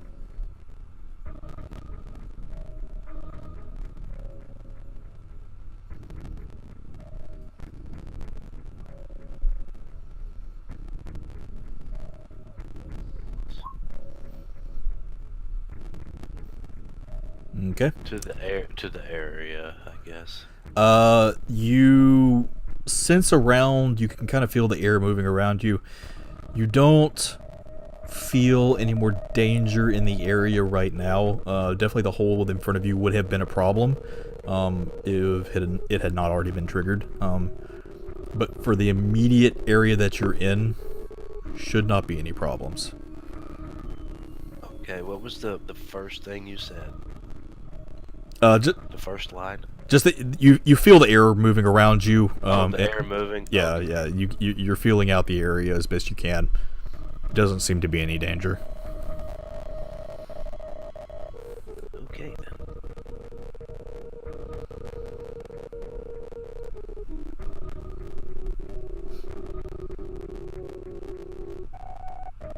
That is all. Okay. Tombar? Oh, 1 second. Sorry, I was skimming through the upgrade. Okay, so it moved up to there. Nothing. Nobody's heard anything. Nobody's calling anything out. Okay.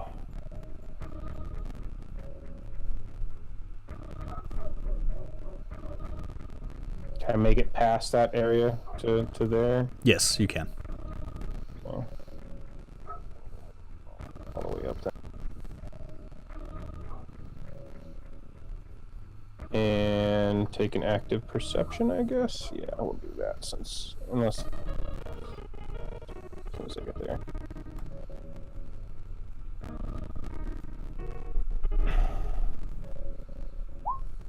Nope, I did not mean to roll twice. Delays bugs me every time. Based on your sound check, you hear faint laughter echoing off the stone walls. Seems like it's coming from right around the corner. But it seems to be kind of farther away than it appears. Hmm.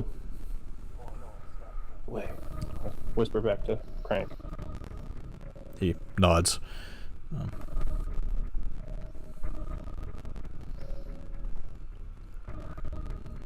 Verna. Ooh, chest! Excuse me, fellas.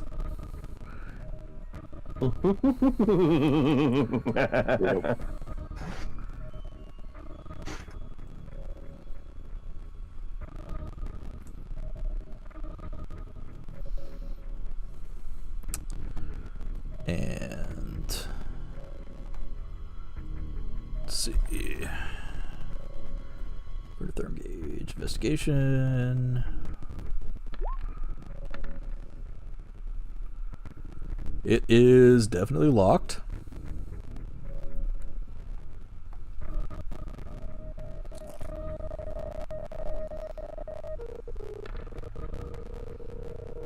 Booyah. Verna rolls out her thieves' tools again, pulls out a little hammer, another little pick, kind of works around in the lock a little bit, and chink! Chest opens up. Ooh, hello, shiny. Over here. Okay, hang on. I gotta get a book. Cause she rolled pretty well to open that. That's the book. Okay.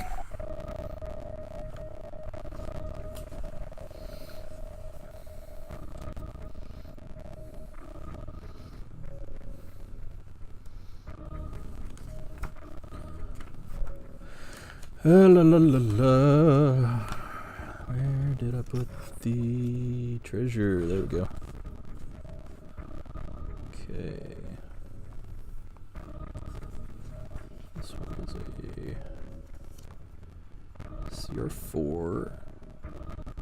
Ooh, that's good. Okay. That's really good. Okay.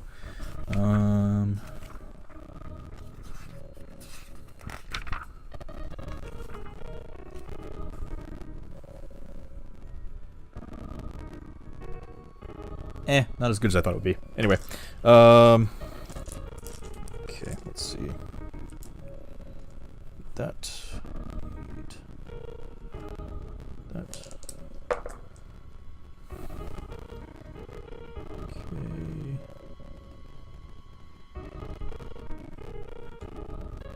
You find one scroll of healing word.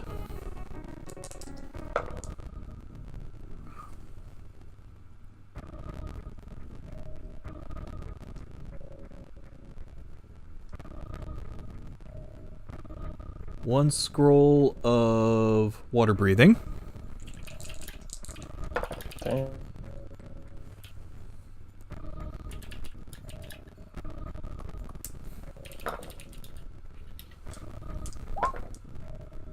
Three potions of healing.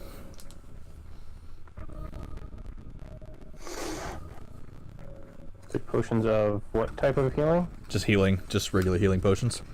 Okay. And...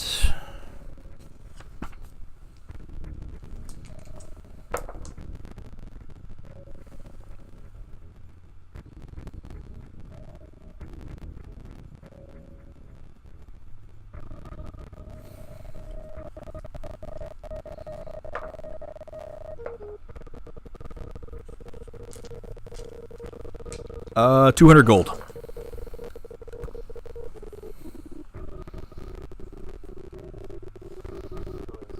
Verna pocketing all this? Are we distributing it? What's the plan there? Verna is going to attempt to pocket it.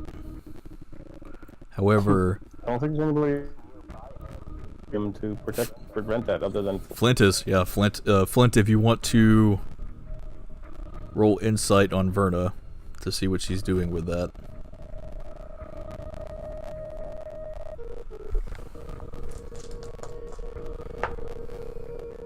You catch her.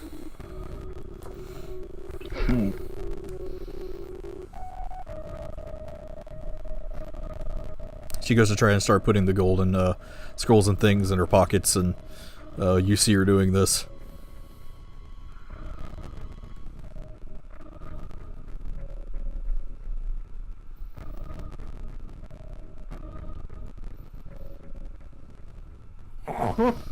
What? I mean, do you want some of it?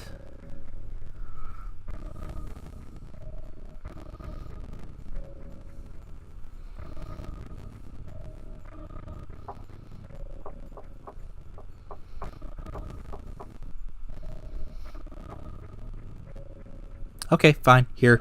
She flips you a gold coin.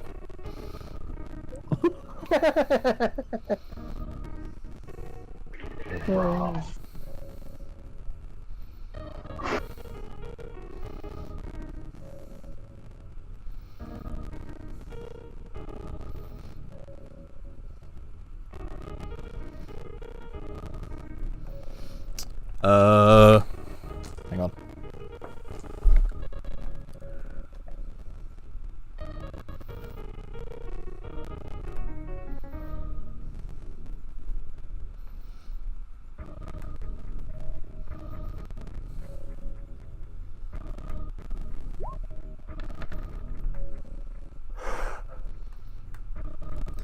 She yells back down at everybody else.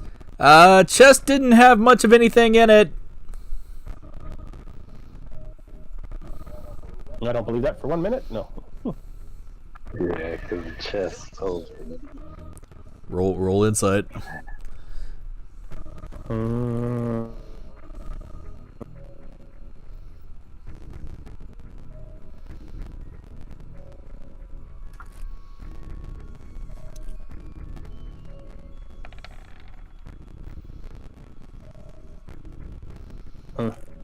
You believe her.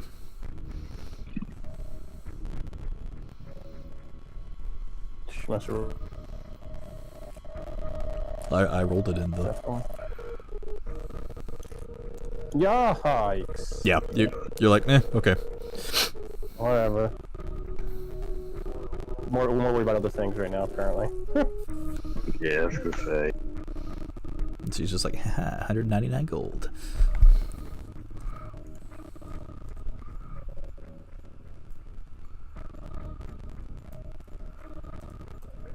Oh my god. Okay, so because she tossed that coin to Flint, and I'm not even joking, guess how much gold she has? How much? 666. 420. Blaze it. Oh. Ay. No. Alright, Mary, it's your turn.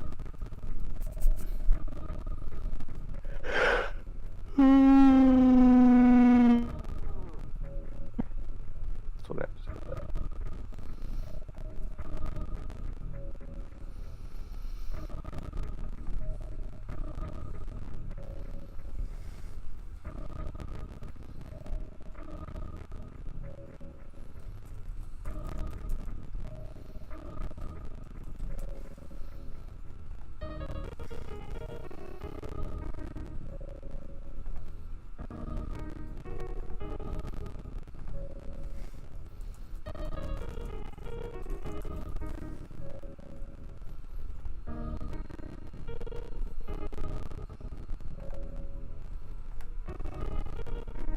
Oh, yeah, I'm trying to move it.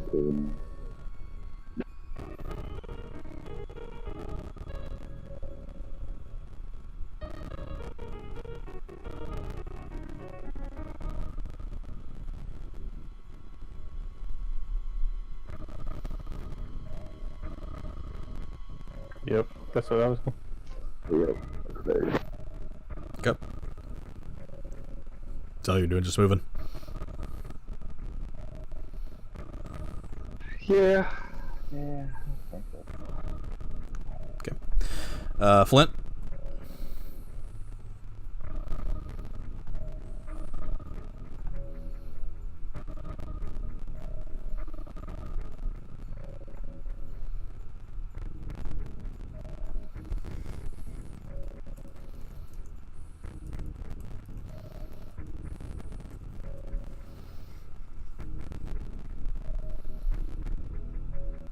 I'm gonna move there and sit down. Okay. And Bubba. Right behind you. Buddy? Did it change his name since the last round? So, funny story. It's completely off topic, but my grandmother, before she passed, we were sitting down at Christmas dinner, and she had this cat named Dusty. And during Christmas dinner, she kept going on and on about Buddy and how much she loved Buddy and all the funny things that Buddy did. And my cousins are sitting there looking at each other, and one turns to the other and says, "Buddy, what happened to Dusty?" And the other one said, "Alzheimer's."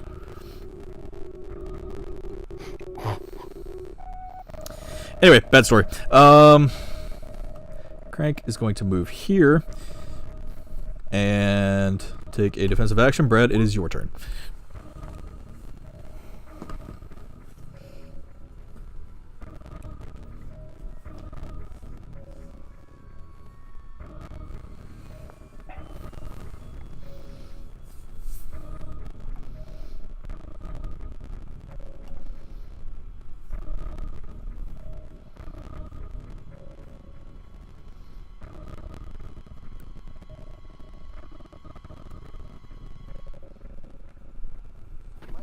Mike, I can move through people, right? Yes, you can. Okay. It's just basically like you're stepping around them.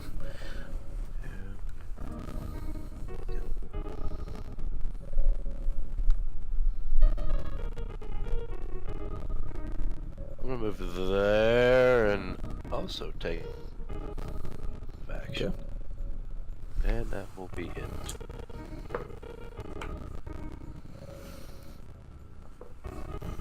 Hang on, let me roll something real quick.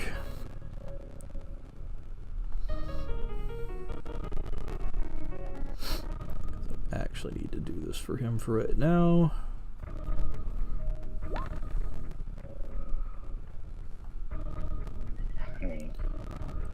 Brad, as you move forward, an arrow goes whizzing between you and Crank. And you hear laughter coming from around the corner. Crank pulls a shield up and says, "Get ready!"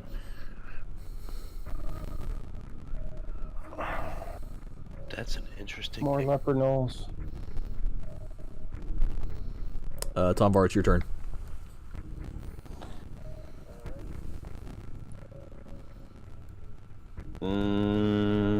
Okay.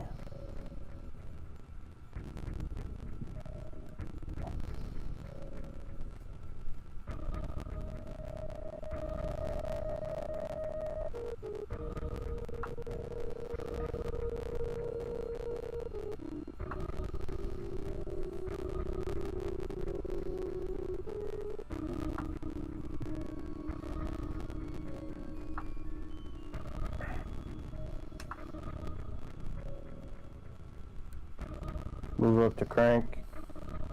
Come into the main chamber. If I can occupy that square right there. Which one? Yeah, you can. Right, Yeah, that's fine. right there. And then take survey of what's going on around me. Active perception probably be the best thing to do if I don't see anything immediately. You don't see anything in your immediate eyesight. What is your active perception? It's Not good. yeah. You don't see. It's with advantage for audio, but Right. So what you're seeing, not much. What you're hearing, down this ledge, there's laughter. You hear very there's more down that you one. hear very, very clear laughter coming from down that ledge. I'll motion to Crank that they're down below.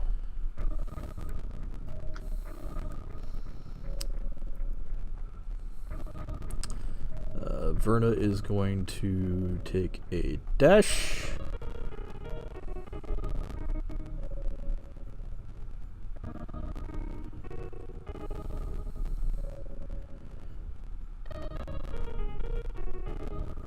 Flint, she's just gonna kind of wink at you as she runs by you.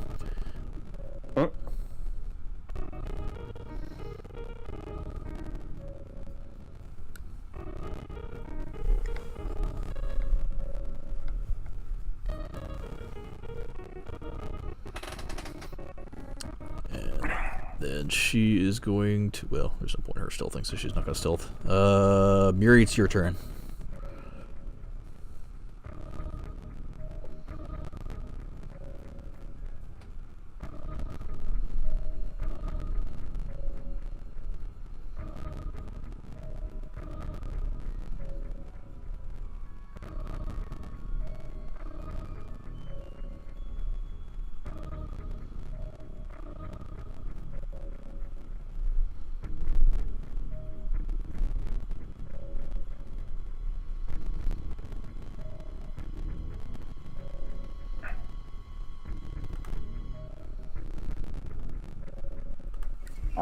Okay.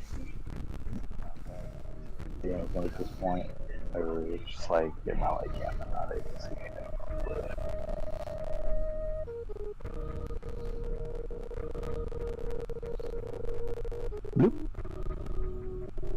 Sorry, what was that? So do I passively see anything at this point, or like, is You see in front of you, go ahead and roll perception real quick.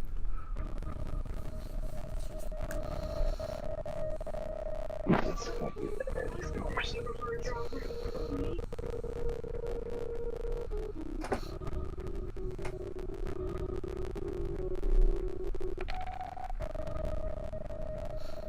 You see a fire glowing down below you, and as you peer over the edge, another arrow whizzes past your head as you look down, and you see 4 gnolls just down this probably 7-8 foot ledge. You see what looks like broken furniture scattered around, some more weapons, a couple of pots and things, and you see a wine rack up against the wall.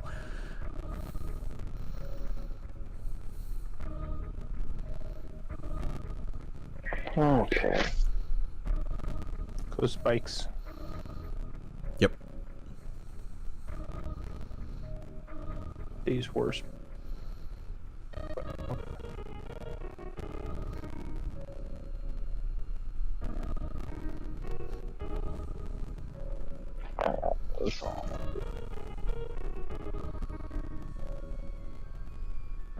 Alright, Flint. Flint, you're up. Yeah, you can in there, boy. Oh, Tonvar, I am so sorry about this. Oh no. You can do some sort of area effect. I think I know what he's about to do. Flint's going to move here. I think I know what he's about to do. If I know druid spells, I have an idea of what he's gonna do too. Flint's gonna cast this. And it's gonna be centered right here. Where is it? Sorry, ping that again for me, please. I didn't see you. I don't know. I forgot how to do this. Just click and hold. But Hold. trying. Oh, I'm not clicking a Gnoll. No, click and hold. Click and hold. Yeah. Oh, right there. Okay. Yeah, I'll draw that there. How big was it again? 20 foot right in the point. Within. It should get all the Gnolls and Tonvar.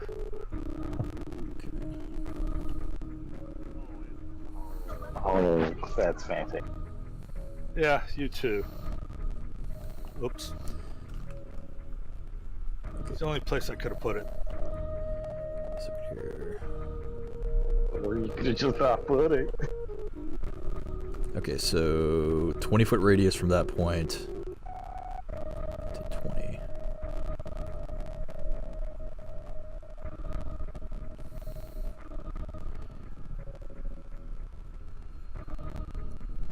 Something like that. God. It hurts the eyes. Yeah. I couldn't find a more muted brown. There's not a very large color selection with these things.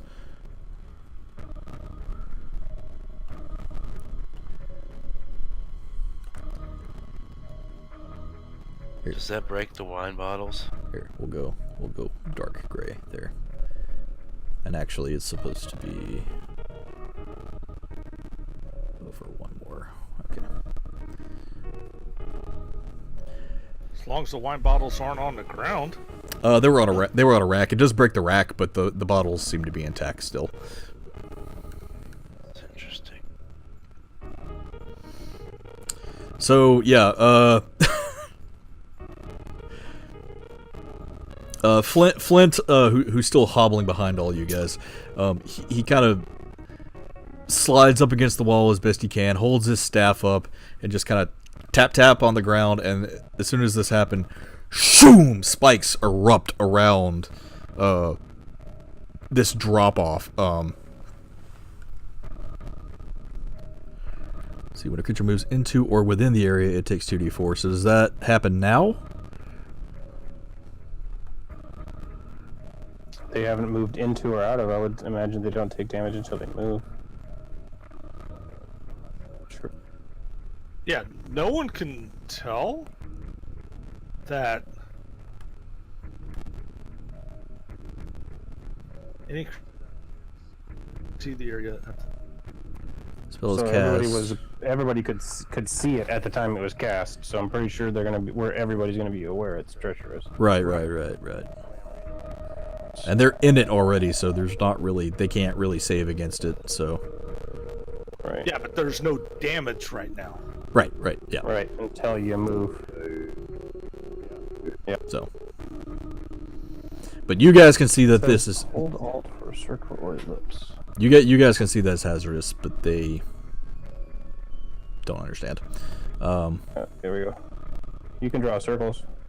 Circles. Alt. Let me just hold Alt before you click. I don't know how to undo my drawing. Yeah, that's what. Get rid of I was stuff. trying to. I thought I made those. There we go. We'll just Anyway. we'll leave the square for now. It's fine. It's Alt. The button closest to your spacebar should be. Okay, cool.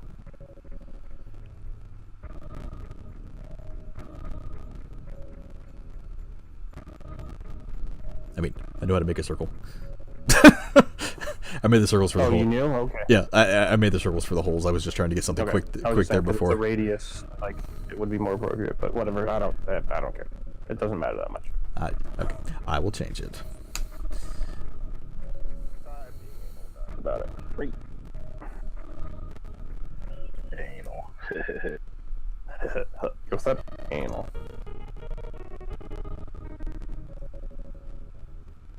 That looks about right. Yay!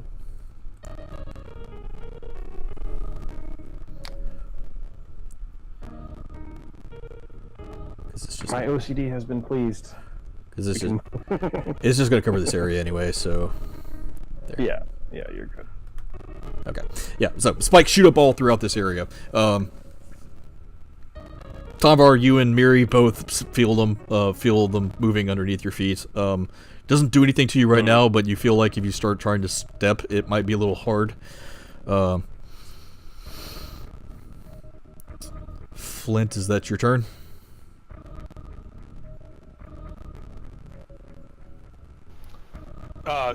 Yeah, I sit back down and hold away. But no, I'm concentrating. So, yeah, I'm concentrating. Animal friendship wasn't concentration, was it? Yeah, it is. It is? It is a concentration for 10 minutes. No, animal friendship is not concentration. No, for direct unless it is attacked by one of your companions. Okay. Alright, we're good on that then. Okay, Crank. Yeah. Wondering if you had to drop concentration on the animal friendship. Crank. Well, as soon as I would have did the perception, the animal friendship would have went away. Mm-hmm. But it's That's a just a 24-hour. 24-hour Okay. duration. Yeah. Alright. Crank's gonna move forward. He's gonna see these jagged rocks that have shot up out of the ground. He's like, whoa! Before he steps into them, and he kind of looks back over and He looks at you, Flint, and just still not happy, but good job.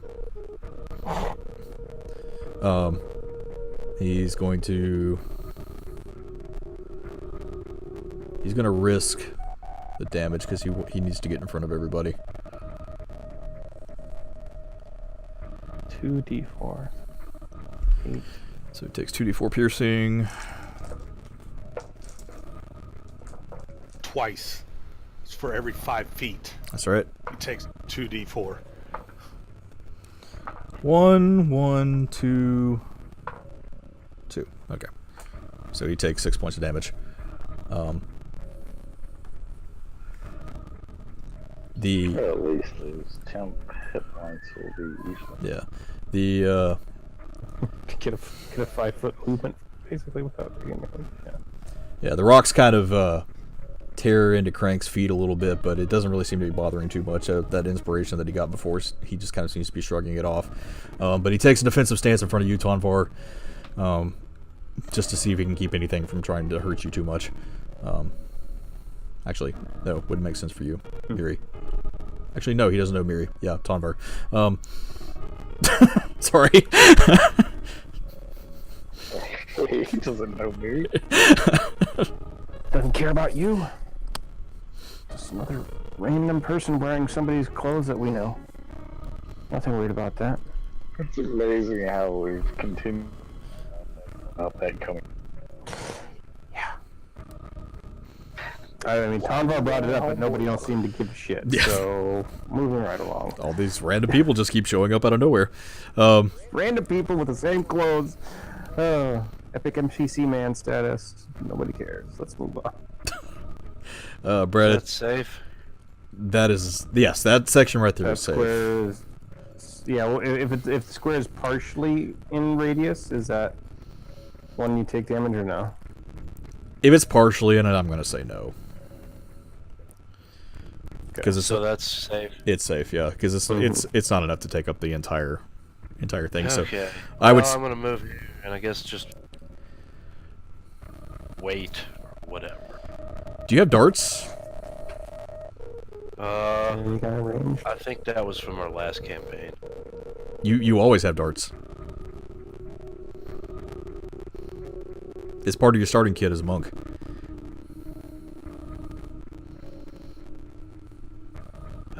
Yeah, I can So, ranges on them. I think it's 8120 or 6120. You could hit them reliably from where you are right now. Yeah, well, let's see. Can I see this one? Yes. No, you can't see shit. Well, yeah. Perceive. You can perceive it. Whatever. Jesus. The blind jokes. Yeah, we'll just do that then. Okay, that'll hit. That's 2060, huh? Okay. Yeah, I didn't know. Now we It's do. still within range. It's still within range. Yeah, you're still good. Yeah. So, Brad, you walk up behind your friends here. You see the rocks that are on the ground. There's not much you can do to actually get close because you know it's going to hurt your feet if you try and step on it. You pull these little pieces of metal, these little shards of metal out from your belt, and you just flick one at one of these gnolls that you see down in this little chasm. It kind of sticks into the neck, and it just kind of seemed like it hurt a lot.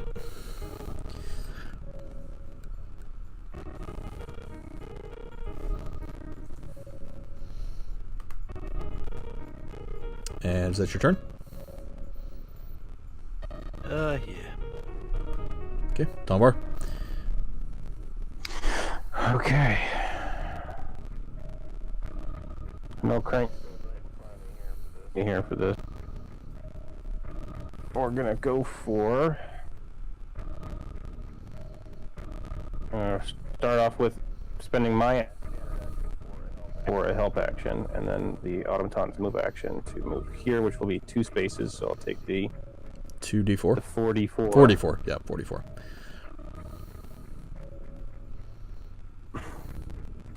So why don't you resolve that damage first, and we'll go from there. Oh, right. That would be me. That would be me. Where'd my D4 go? 2. 4. 2. 1. So you take 9 points of damage. So 9. Yeah, 9 points of damage as you move forward. Okay. The rocks start to kind of shred your feet a little bit as you try and move through them. Alrighty, and then we're gonna go ahead and attempt a shove to move that gnoll into the spikes. That Okay, roll it.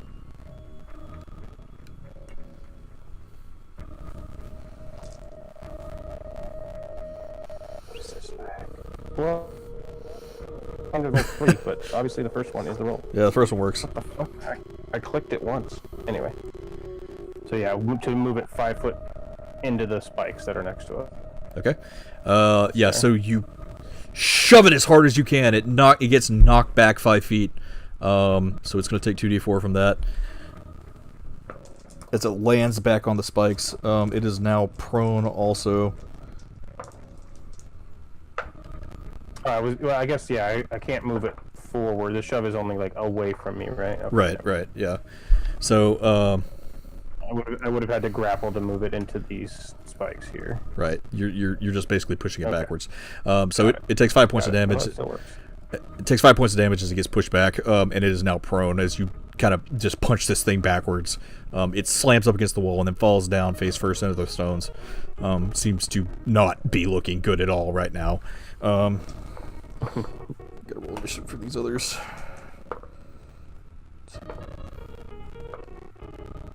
God, these guys suck! They all suck, my god. Okay, Verna's turn. Verna's gonna move here. She's gonna look up at you, Brad. What's up, Goldie? Still watching this, I don't even know what to call this. Look like rocks. She's gonna use a poison vial, actually. And then she's going to take a shot at this one with her pistol.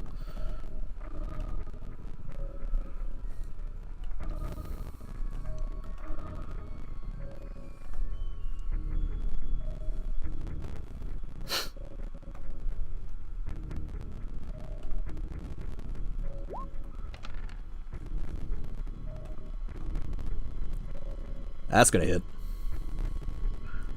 8. Oh shit. That's... She gets assassin on that too.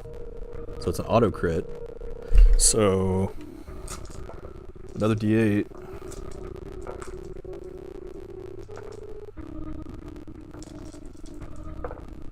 Four plus the poison, which is another D8. 1. And then sneak attack, which is 2d4, I think, for her. Or 2d6. 2d4.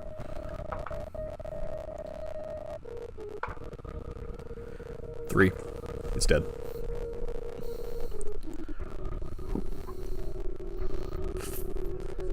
That bitch. Fucking rogues.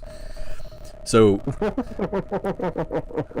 she pulls out her little vial of poison and takes one of the little grape shot bullets that she has, drops it in there, just kind of shakes it up, very carefully pulls it out with a pair of tweezers, loads it in the gun, aims, fires at this thing that's in front of Crank.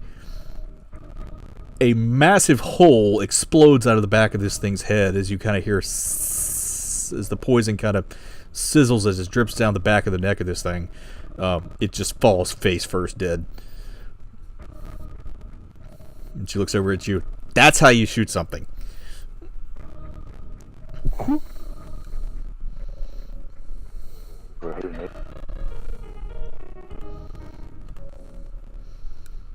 And then she's gonna stealth.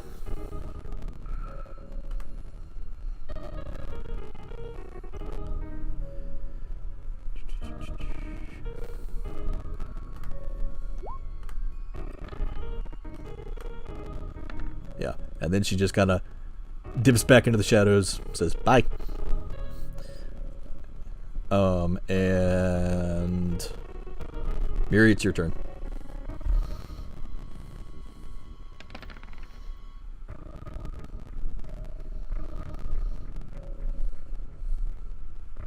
All right, which one are you aiming at? That guy?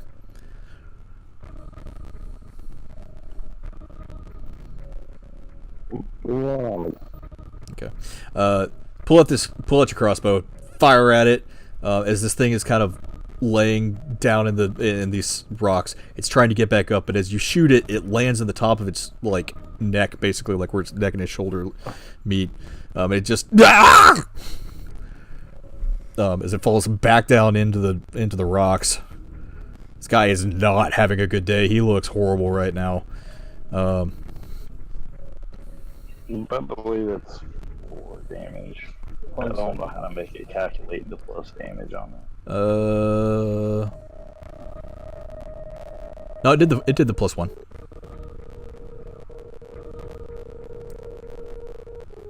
Did it? Yeah, you rolled a 1 for your damage roll on the 1d6. So it's 1 plus your strength plus your the mod, which is the +1. So yeah, it rolled 3. So I did set it up right. Actually, that's a hang. Why would a crossbow get a strength? Yeah, that's what I was bonus? gonna say. It's supposed to be a dex bonus. Yeah, it should be dead. What's your dex? My dex is 3. Okay, so My bonus is 3 anyway. it should be 5 then. Okay. Yeah, it should be fine. Okay. Yeah, that's cool. Just hurt it a little bit more. I'll have to change that though. But that was a terrible roll. Yeah. You just got a really bad damage. Yeah, either way, yeah. Unfortunately. All right, is that it for you?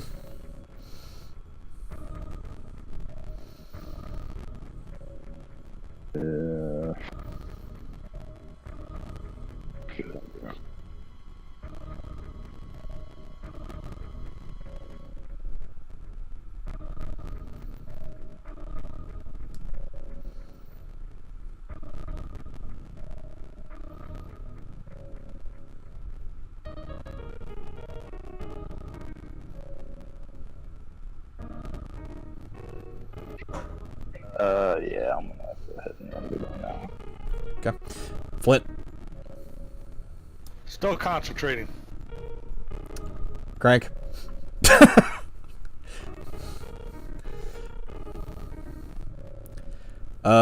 Crank is going to cast Lightning Lure.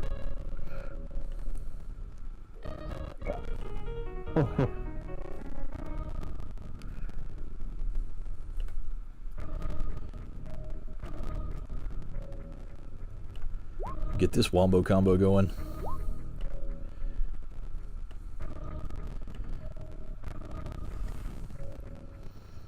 Succeed on strength saving throw. Oh, I'm hoping he's targeting the one behind the fire. Drags it through the fire and the spikes, and then smashes it. I don't think he can. Oh, it is 15 feet. I always thought it was 10 feet. He can get that one, so yeah. That is the one he's going after then. Because this guy fails. So you see that electrical energy form on Crank's arm again. He throws it out. You see the lasso of lightning as it grabs this thing by the neck and just... And as he yanks it forward, it'll be 10 feet up to his position. So he'll take the 2d4 from that. He moves through the fire, which means he takes an additional 2d6. Plus the lightning lure, which is 1d8.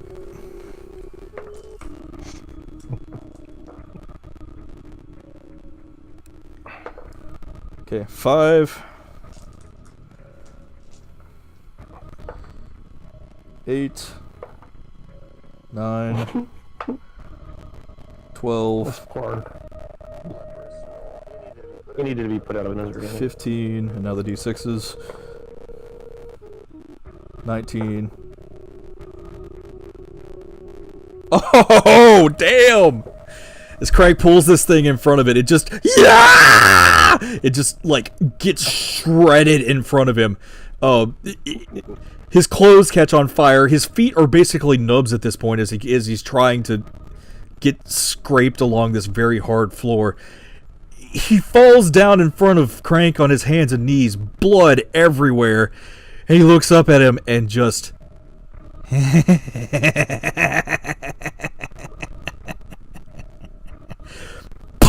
spits blood in front of him. He's still up. He survived that? Jesus Christ. Props to him. You can see, though, that he looks disgusting. Similar to the others that you've seen. I mean... He has no legs right now. They've been ground off completely. I mean, he's just a torso at this point. But he's still moving. Kill it with more fire. It's just a flesh wound. Oh my god. Okay, Crank's done. Brad?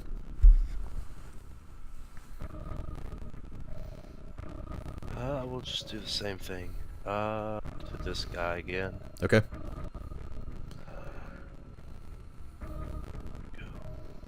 Just kidding.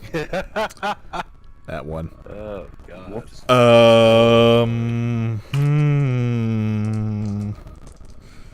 Rules fair. Get a dart to the back of the head, Ali. That's exactly what I'm thinking. Yeah. Or I will. Either way. Yeah, I'll be back in a minute. My dog's got a possum cornered. Okay. Okay. Wait, your actual dog or your... Okay. Yeah. Does that mean he breaks his concentration?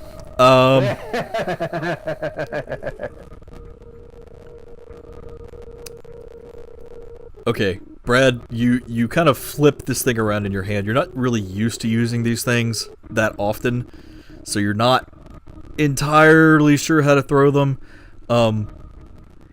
You fling it and it goes wild.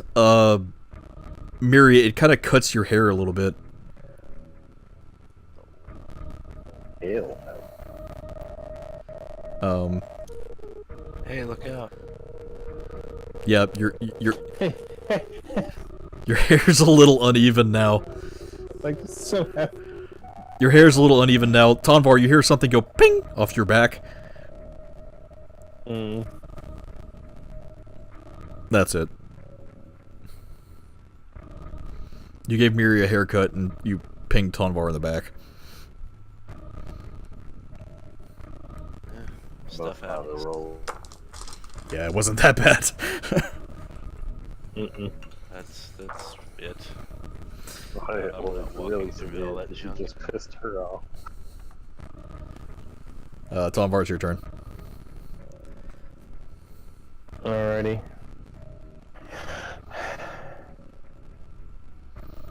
So this one is runs up Which one? that guy. Oh yeah, he just looks like a heap on the ground right now, but he's still alive. Alrighty. One's pretty close. He's not looking too good either. He's looking in better Okay. shape, but not great.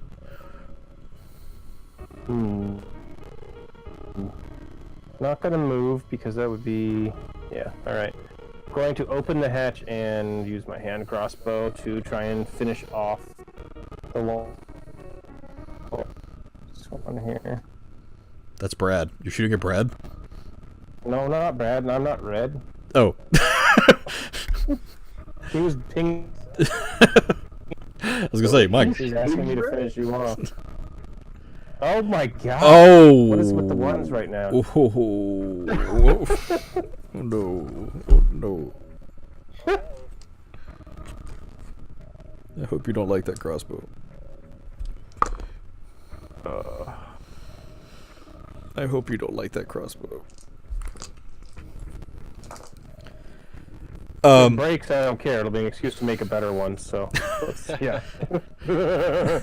Yeah, you open up the hatch. It's kind of hard for the hatch to open because the ceiling's a little low right there. Because it's right on the edge where it goes down into the slope.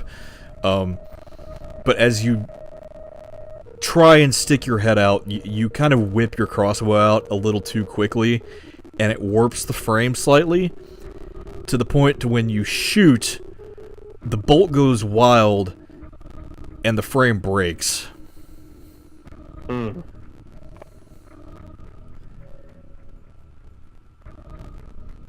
Alrighty then. Well, shit. Yeah. I rolled a 6. Sorry. What? What's this? What is it? A D6 for severity? Or It was a 6 on 100. okay. And low is bad, high is good. Roll is low is as bad as it gets. Okay. So That's fine. I mean, honestly, I've been looking for an excuse to go ahead and make a better home. yeah, you now have a shattered crossbow. Thematically. Yeah. So it's Verna's turn. Actually, no, these guys have not attacked like in a while.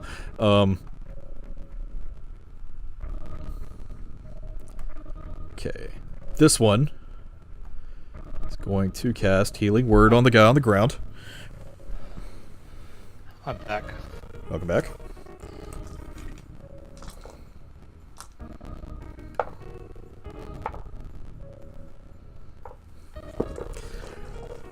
This guy gets 9 points of damage as he goes up and tries to touch his nasty friend. You see kind of a dim light emanate from this Gnoll's hand as he touches his friend on the ground. You see some of the wounds kind of closing up a little bit. He's still just a walking torso at this point. He's not really walking so much, though. You're right, not really walking, just a sitting torso, I guess. Shambling torso. There we go. Yeah. He's looking a little bit better than he did before. Still smells fucking awful. Still has parts of him just falling off all over the place, but he's looking better. This guy's going to attack Crank. That's not going to do anything. And that's nat 1. What is... so many nat 1s. He pulls out his spear as he's crawling along the ground. As he tries to get closer to Crank, he's gonna take one of the D4 or 2 of the D4s from trying to move. What did I do with my D4? I love eating your D4s. I lost it. Oh, there it is. Took too much damage. Took 3 points of damage from that. Crank's gonna get an opportunity attack on him as he stabs once, misses, tries to stab again. Crank grabs his spear.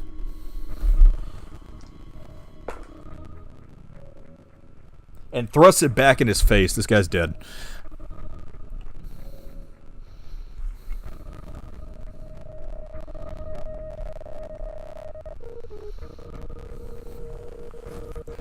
His buddy just kind of looks down at him like, what the hell? He's just like, huh? Like, he just healed him, and then this exchange takes place, and he's just like, ah. Just lets out the biggest Gnoll sigh at the stupidity of this. The guy that's on the ground back here, he is prone currently. He's going to try and stand up, which is going to cause him to take damage.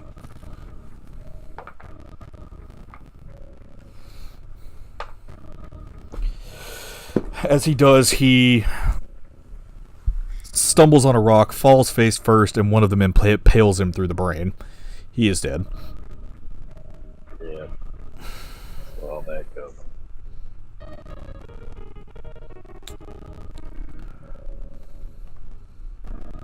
So now it is Verna's turn, and this is the only one that's left.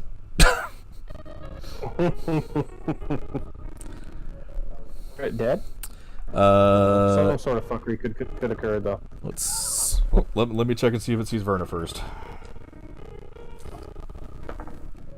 It does not. Verna takes her shot. Takes her gun out. Loads another bullet.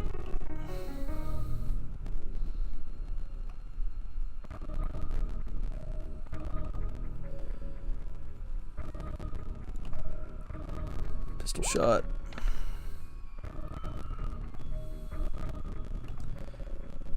.16, that'll hit. Sneak attack.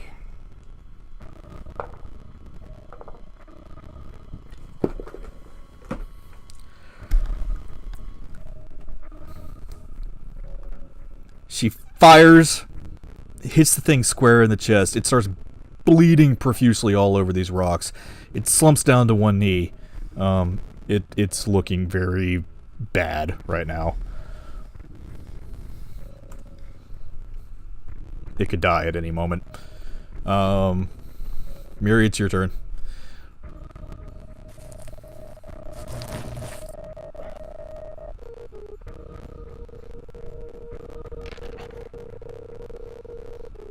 That one! No. Okay. Thank God. Yep. But that 13 will hit. As it slumps over from this pistol shot, Miri, you pull your crossbow out, level it, fire, hit the thing square in the fucking head. It's dead. Squish. Flint, it's your turn.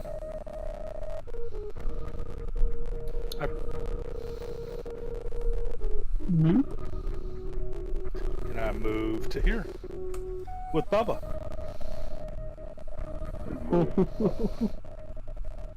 Your little hyena follows you. The rocks dissipate. Everyone, the ground underneath your feet becomes smooth and kind of dusty again, and all that's around you is just pure carnage.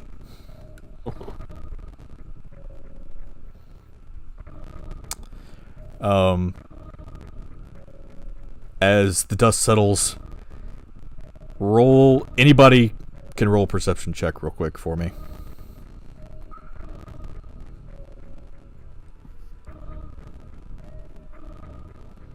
Do. Anybody that wants to can roll a perception check real quick.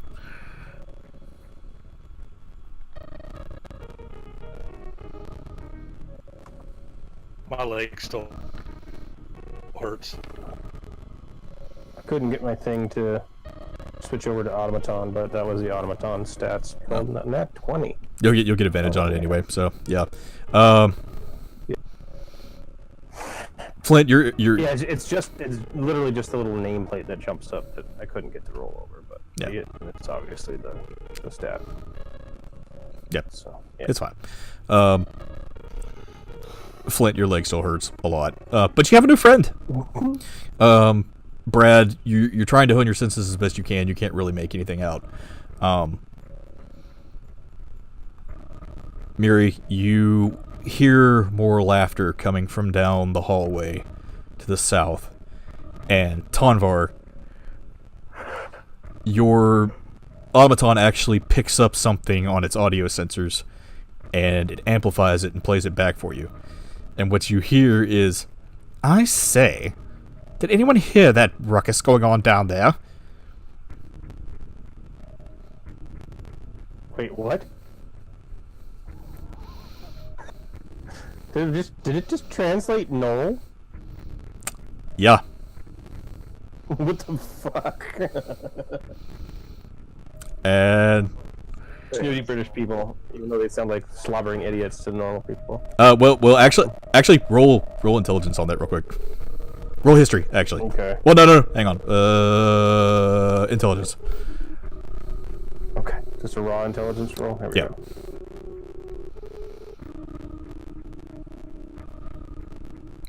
Gnolls don't sound like that in any 19. capacity. What? Gnolls don't sound like that in any capacity. Okay. We've got something. No. And that's where we'll end for tonight. Huzzah! Good session.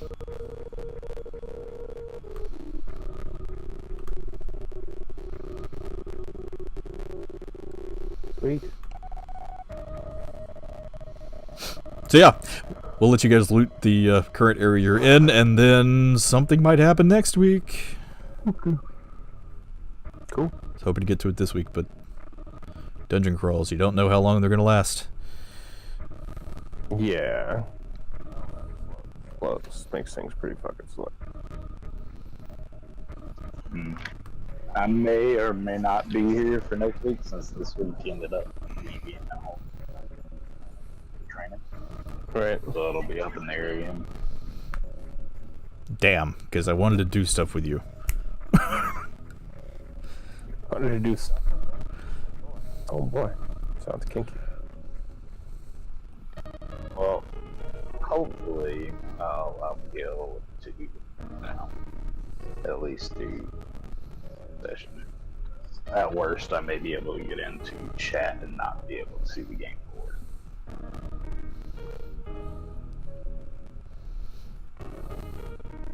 Fair enough. Alright. I'm over there. Do